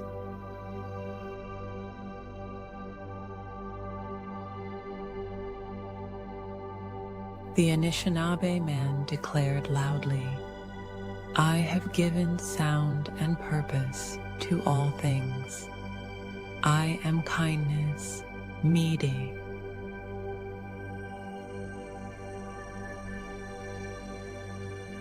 The Anishinaabe woman declared loudly, "I bear fruit, and my fruit covers the garden with life, like the strawberry. I bear within me the fruit of life, and I am the mother of all living, Odeimin." The Great Spirit asked, "And what is your wish for your Anishinaabe that now fill the garden?" The Anishinaabe man declared loudly, "That my children will follow the path of my heart, Midawiwin, the way of kindness, and if they do so, you will bless them. The Great Spirit declared, "It will be so as long as the Anishinaabe of the garden do not leave the path of your heart. Midawiwin, we will bless them by answering their prayers above all others in creation." The water panther, that great twisting serpent, had observed creation, and in seeing the Anishinaabe come together to make life, became full of wrath for his own partner who had been removed from him for her actions in the pre-existence when they had led 1/3 of the spirit stars into disobedience, and as would occur if Anishinaabe ate from the tree of the knowledge of good and evil, and in knowing disobedience would in fact disobey due to their fullness of free will. The water panther, that great twisting serpent, was the most cunning of all the beasts that the Great Spirit had made at the direction of the Sky Father, had observed the Anishinaabe fill the garden. In this creation, the water panther, that great twisting serpent, had a cunningness and determined to take the Anishinaabe woman to create physical form for the fallen spirit stars that had no physical form, but dwelled instead upon the earth as shadows until the day of judgment. Like the Anishinaabe, the water panther, that great twisting serpent, could stand upright upon feet and could speak, and determined to take the Anishinaabe woman to the other lands outside the garden for his fallen spirit stars to be born upon the earth. The water panther, that great twisting serpent, determined to eliminate the Anishinaabe man by convincing him to eat the fruit of the tree of knowledge, of disobedience, of good and evil, and in doing so, he would know the full measure of his free will, in that it was possible to disobey. The water panther, that great twisting serpent, would use the Anishinaabe woman to convince the Anishinaabe man, but wrongly assumed that she would first give the fruit to the Anishinaabe man, and he would stop her before in order to use her for the procreation of his fallen spirit stars. He whispered to the Anishinaabe woman while she was away from the Anishinaabe man and her family, which had been born many generations in the garden. Anishinaabe born before any punishment would occur. Did the Great Spirit really say, "You may not eat from any of the fruit trees in the great garden"? The Anishinaabe woman replied to the water panther, that great twisting serpent, "We may eat from the fruit of the trees of the garden, but as to the fruit of the tree of knowledge, which is in the middle of the garden, the Great Spirit said, you must not eat of it, nor touch it, as it will cause your vessels formed from the drop of earth to wither and pass back to where it came from." However, the Great Spirit had not said they could not touch it, but the Anishinaabe woman had reasoned it was poisonous and possibly the bark of the tree as well. The water panther, that great twisting serpent, pressed the Anishinaabe woman against the tree, and she knew that it was not poisonous. The water panther, that great twisting serpent, said to the Anishinaabe woman, "Just as you did not perish from touching it, you will not perish from eating it." The Anishinaabe woman reasoned that if the touching the tree would not harm her, then certainly eating it would not as well. The water panther, that great twisting serpent, said, "Rather the Great Spirit said you cannot eat from this tree for your own good, because they want you to live forever, and eating the fruit will make you mortal. They have forbidden you out of jealousy to stop you from perfecting the world on your own by your own judgment, as they have reserved the judgment for perfecting to themselves. The Great Spirit knows that on the day you eat from this tree, your eyes will be opened to your own potential and independent judgment as a master of your own will to perfect the world as you see fit. In eating the fruit of this tree, you will be like the Sky Father and Ski Mother, and be able to create worlds, just as they did. This is because you will know good and evil are subjective and not absolute.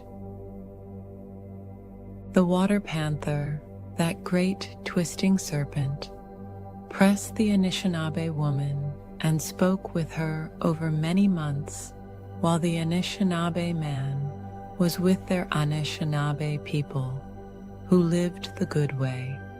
Mino Bimadiziwin. One fall, the water panther, that great twisting serpent, convinced the Anishinaabe woman, who had become used to the tree, that it was good for eating because it would make them godlike. And each day the fruit had become more desirable to her eyes, because it would open her eyes and her Anishinaabe children's eyes to their own potential, and that the tree was attractive as a way to gain further intelligence, because it would help them to know good and evil subjective to their own judgment. On her own, the first Anishinaabe woman, as there were now many, decided to eat the fruit, and without the water panther, that great twisting serpent knowing, she took some of its fruit herself and ate. When Mida, the first Anishinaabe man, as there were now many, Odeyimin described the fruit and how it was neither poisonous to touch or eat, and repeated the claims of the great twisting serpent. Odeyimin spoke a great length of time with Mide, who marveled at how her physical appearance had changed since eating the fruit. Odeyimin wept greatly with Mida that she did not want to die and leave Mida to marry someone else, in that now there were many generations living in the garden. Mead knew the fruit was not to be eaten, and was confused that Odeyimin ate it and was asking him to eat it. Odeyimin gave the fruit to Mida and pleaded with him to eat it. And because of his confusion on the matter, he ate. Odeyimin also provided the fruit to the animals that were in the garden.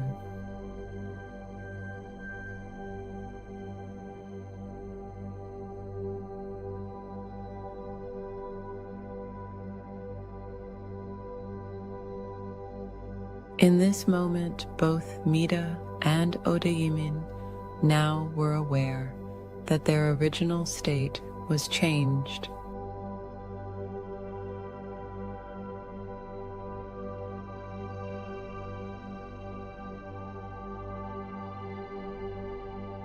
Mide and Odeyimin no longer felt connected as part of the Great Spirit and dwelt as detached living beings.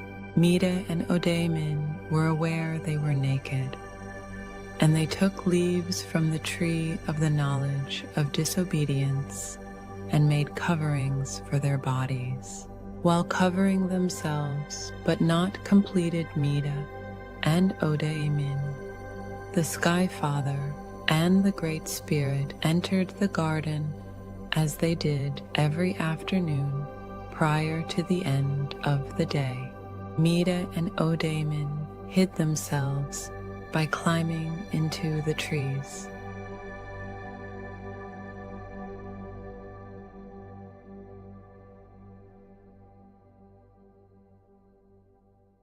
The Sky Father, with the Great Spirit, knew where Mida was and hoped for Mida to regret immediately his actions of disobedience. So the Sky Father called to Mida, and his prayer echoed all of creation. Mida, where are you? Mida spoke with a shaking voice, and tears poured from his eyes. I heard your voices in the garden, and we were afraid because we had no covering for our forms. So we hid in the trees. The Sky Father and the Great Spirit were aware that Mida and Odeyimin ate the fruit of the tree of the knowledge of disobedience, in that its fruit carried the knowledge of the tree's act in creation of disobeying its creator, and in doing so, Mida and Odeyimin became aware that it was possible to use their free will as well in opposition to what the creators had informed them. The Sky Father and the Great Spirit gave to Mide another opportunity to regret with voice his decision, and asked Mide in a low whisper so that only Mide would hear them, as it was possible that Mide was embarrassed before creation, as he was made in the image of the Sky Father and Great Spirit. Who told you that you needed covering, and why do you feel you need covering when all other creations lack cover?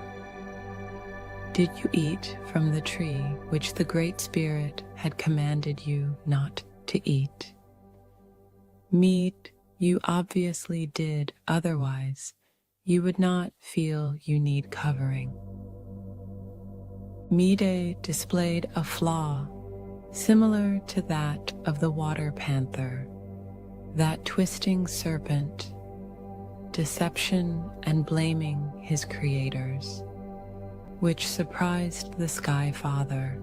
Mide spoke, boldly pointing his finger angrily at the Sky Father and the Great Spirit. The woman you gave me for me to provide for and protect, so that our generations could come at the fruit of the tree, so that I would have no purpose in being, and so I had no choice but to eat the fruit, to obey your command, to remain with her, to provide for and protect her, so that our generations could come. I thought that you made her this way to do this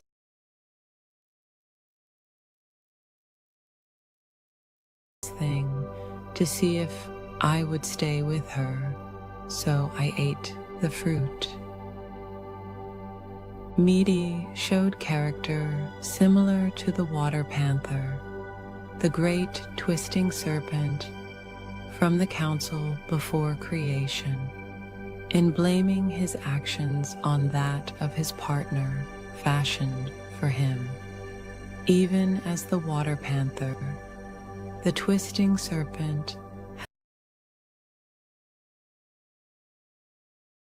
had likewise done with his spirit partner, Dibikonkwe.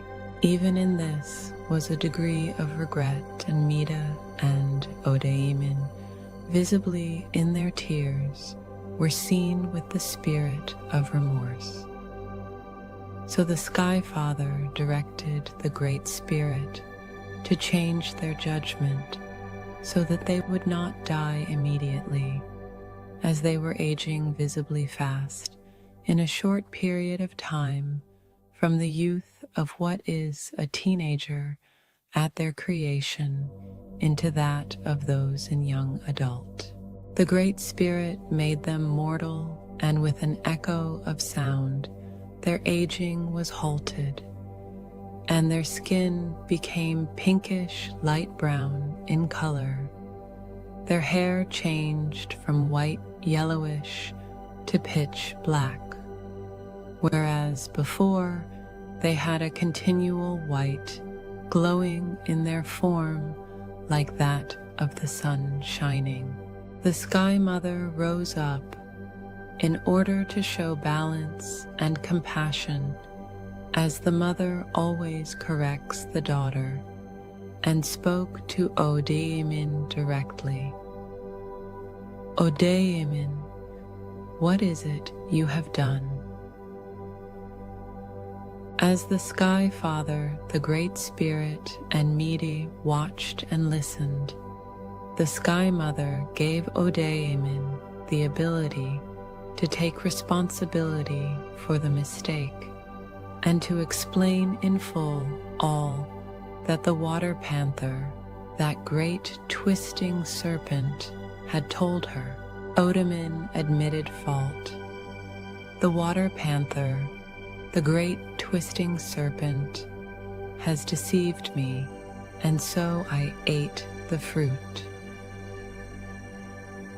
The Sky Mother called the water panther, the great twisting serpent, to present himself, and he appeared from the waters close by where he had been observing. The Sky Mother asked Odeimin, "Does the water panther speak in great authority than your creator?" Odeimin replied, "No, Sky Mother."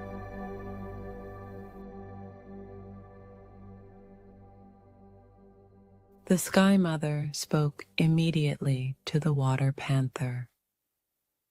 "I recognized you before the Sky Father and stood up for you in commanding the Great Spirit to allow you the ability to have earthly form for your rebellious spirit. It was I who gifted to you the power of speaking. And even in this empathy for your fall, you sought to use these gifts you did not earn to lead my daughter, Odeimin, even the Sky Woman, to disobey." The Sky Mother's voice rose in volume as she spoke until all of creation withdrew in fear of what was to come, with even the Sky Father and the Great Spirit stepping backwards.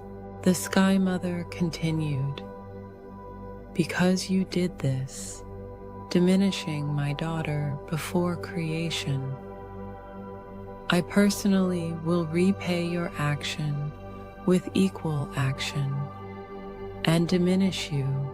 I remove your ability to speak and place you below all the creatures of creation, which I have brought forth to honor the Sky Father and the Great Spirit. Your voice will only be a great hiss. I remove your arms and legs and you will eat dust all the days of your life, which I now reduce in length, and when your body returns to the dust, which you will now eat as you crawl, your spirit will be heard only by those spirit stars you brought to this earth, so that only through them may you torment man further, and water panther, they may not obey you, and in doing so, they will find forgiveness. So truly I have turned now all of creation against you, whom I wept for, and now those tears are dried up, even as the dust you will eat all the days of your life. The Sky Mother herself tore the arms and legs off the water panther, who screamed in such pain that all of creation shook as a great earth quaking. The Sky Mother in anger echoed to all of creation in her manner of speaking to the now shaking water panther. You wanted to remove Mida and to take Odeimin to produce offspring. I hear all things, my ancient son. Instead, I now, in doing these things, place hatred between you and the woman, and between your offspring, those spirit stars who were cast down with you, who are now bound with the serpents and her offspring. They will crush your head and perceived crown as you seek to bite them in the heels. The Sky Mother spoke to Odeimin. I will greatly increase your difficulty in raising children, and your births will be extended, whereas you prior gave birth within the day, with no pain to children that grew instantly, even as you when formed. Now you will endure the duration of your conversation with the serpent, 9 months, and carry the struggle of raising your children from their birth, even until they are as you now in age. You will now give birth in anguish and pain. You will long for your husband, but despite your longing, he will dominate you. The Sky Mother continued, for the children you have already borne, their lives will be shortened to match future generations, preventing pride from elevating them above their parents. It is not good for children to look down upon their elders. Though their vessels will eventually return to dust, they did not commit the offense and are not fully under your judgment. Therefore, they will remain in the garden and, upon death, enter paradise. Each generation living will be renewed to encourage obedience. Your future generations born outside the garden under the offense will be cursed to dwell in darkness, bound to the dust of their mortal forms until the Great Spirit takes earthly form to atone for your transgression. Intime, these future generations will return to the garden. The Anishinaabe within the garden will be blessed or judged based on their unity with the Creator's plan for perfecting the earth, sustaining harmony as stewards of creation. If those born under judgment return to the good way, they will find forgiveness. If not, they may prosper briefly in their disobedience, which will serve as a record of judgment against them. Should the Anishinaabe in the garden, whom I allow to remain while you cannot, permit the garden's destruction or their character to deviate from the good way, they will face condemnation. The garden will diminish until the 8th era of restoration.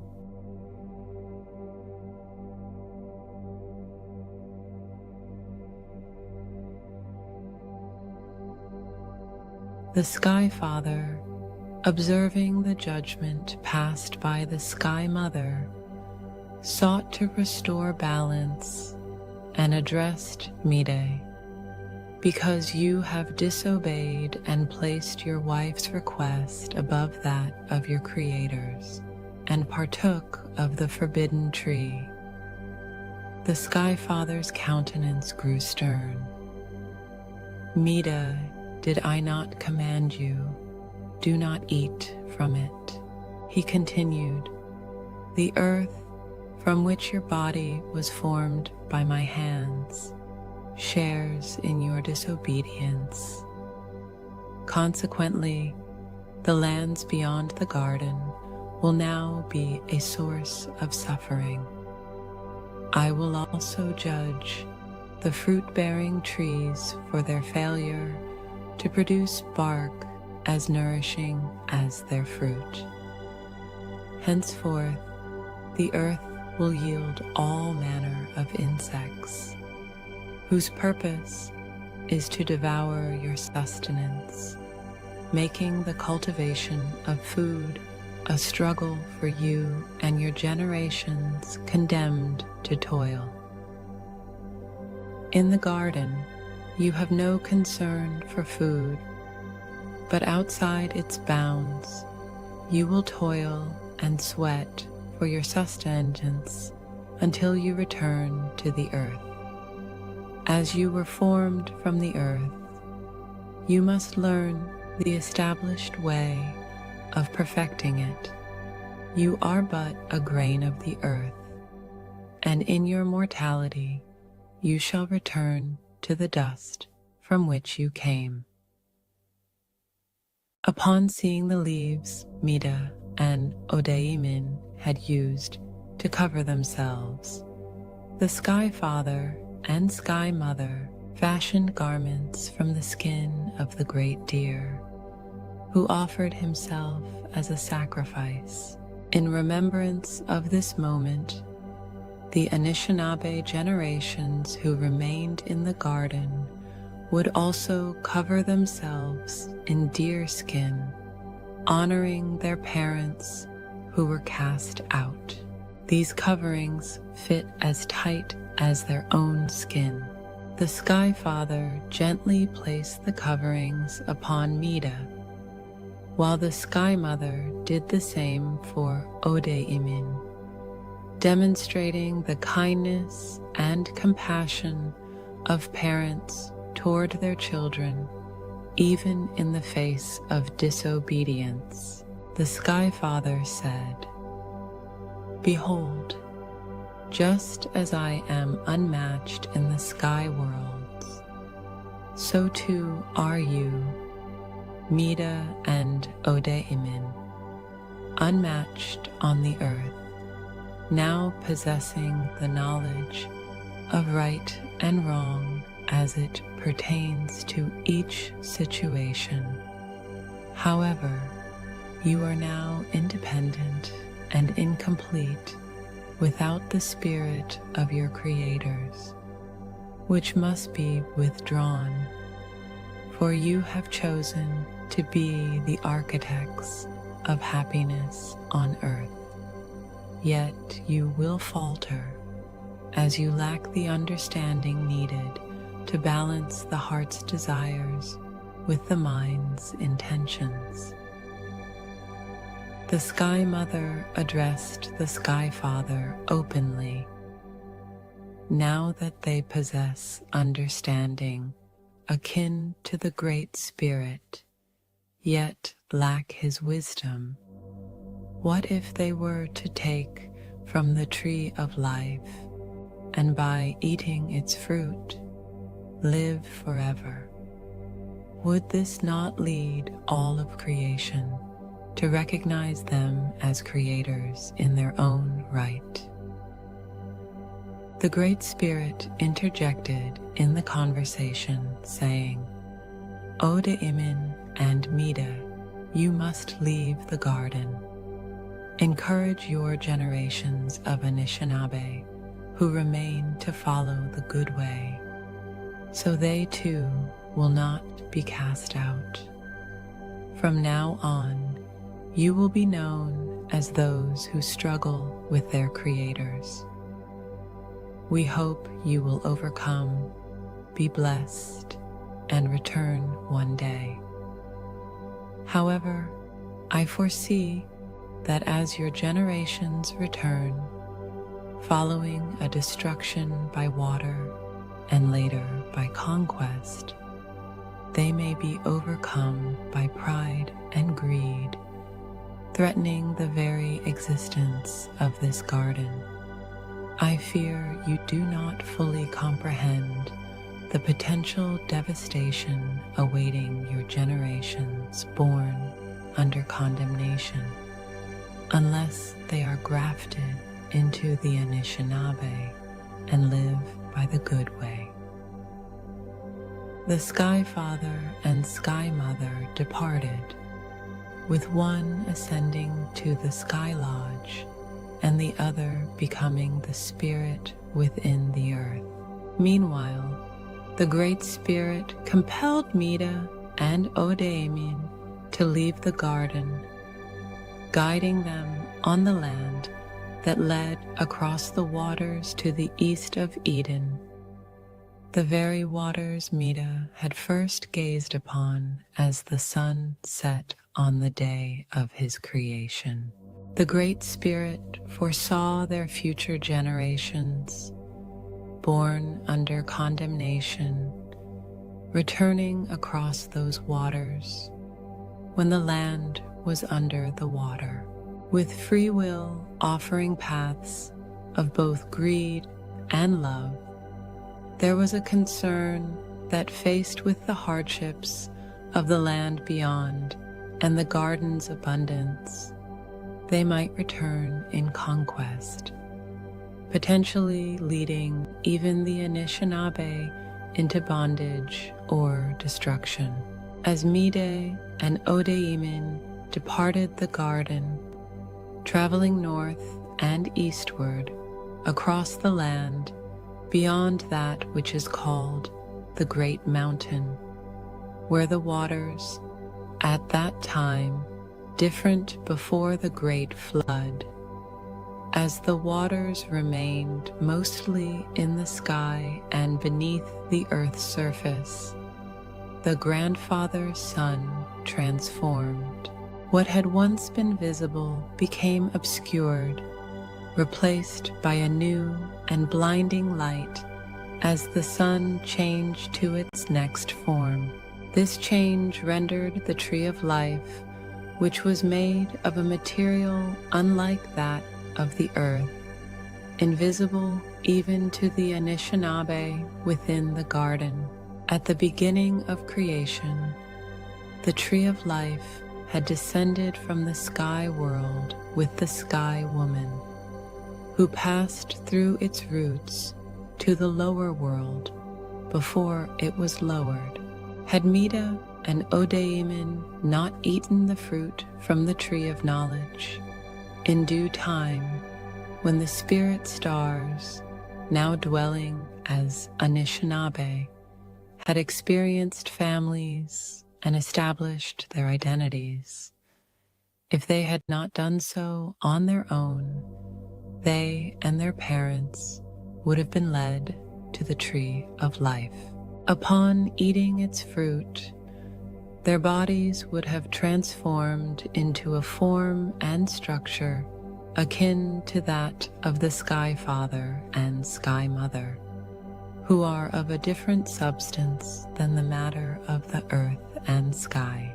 They would have departed with the Sky Father and Sky Mother, much like a child leaving the womb.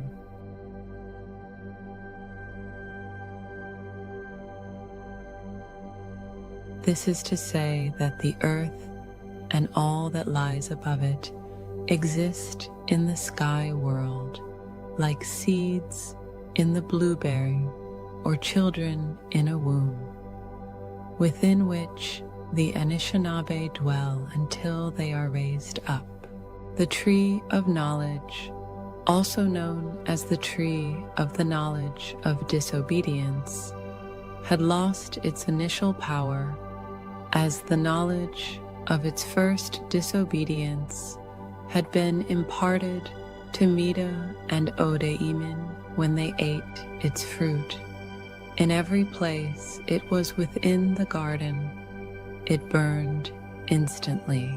To prevent any more Anishinaabe from falling under its judgment, it was removed from the garden, where it is not found again, and cast into the deserts of foreign lands. In enmity, the Great Spirit declared, "May you never bear fruit properly again."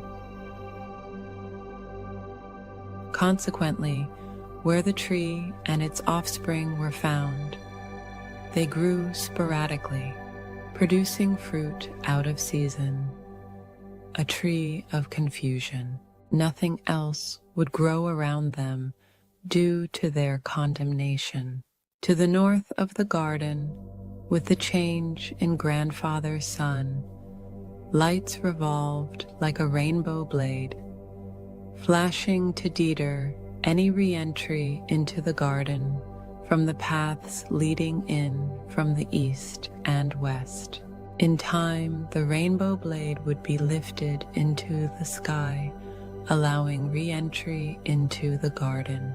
The first children that Odeemin birthed after the judgment and command to leave the garden were named Ka'in, symbolizing a stem of abundance, and Gashbi Isikwe, reflecting her birth as a strength through hardship due to complications during the first birth under judgment.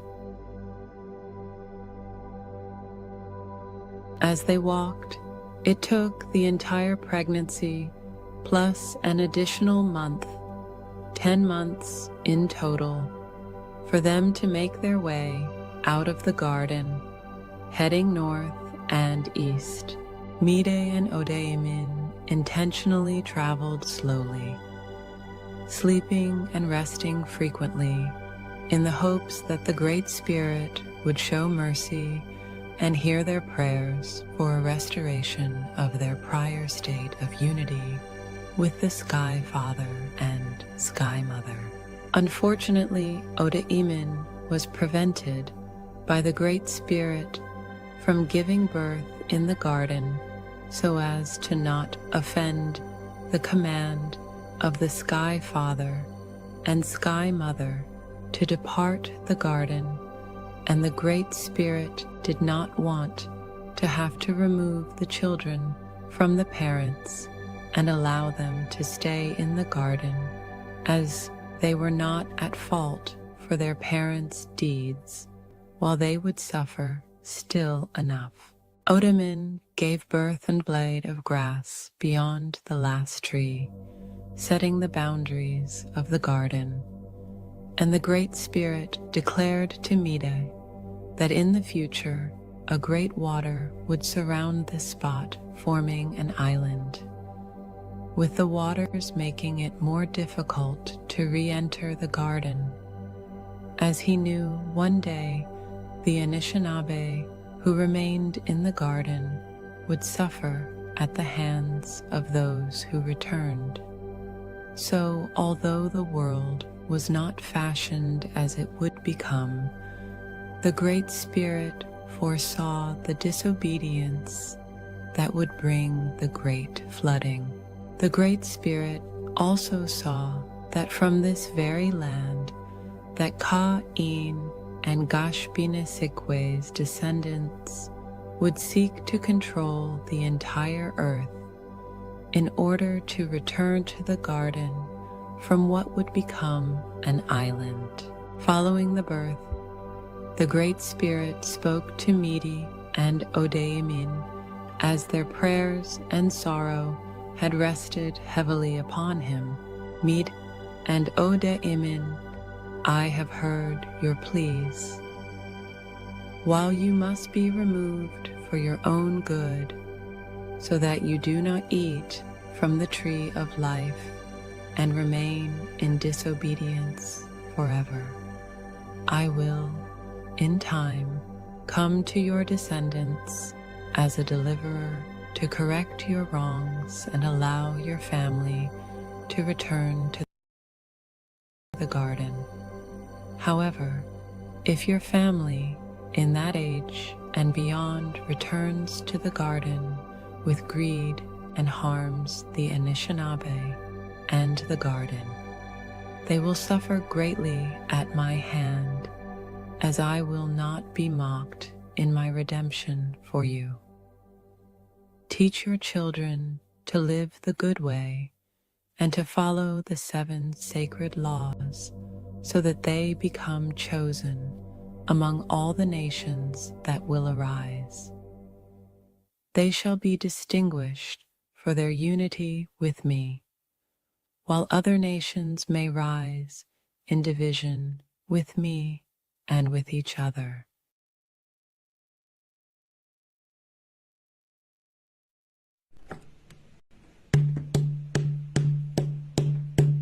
Gimme Gwen, me go. Gimme grand eagle. Gishi se shi sagiya. Ishi se shi sagia.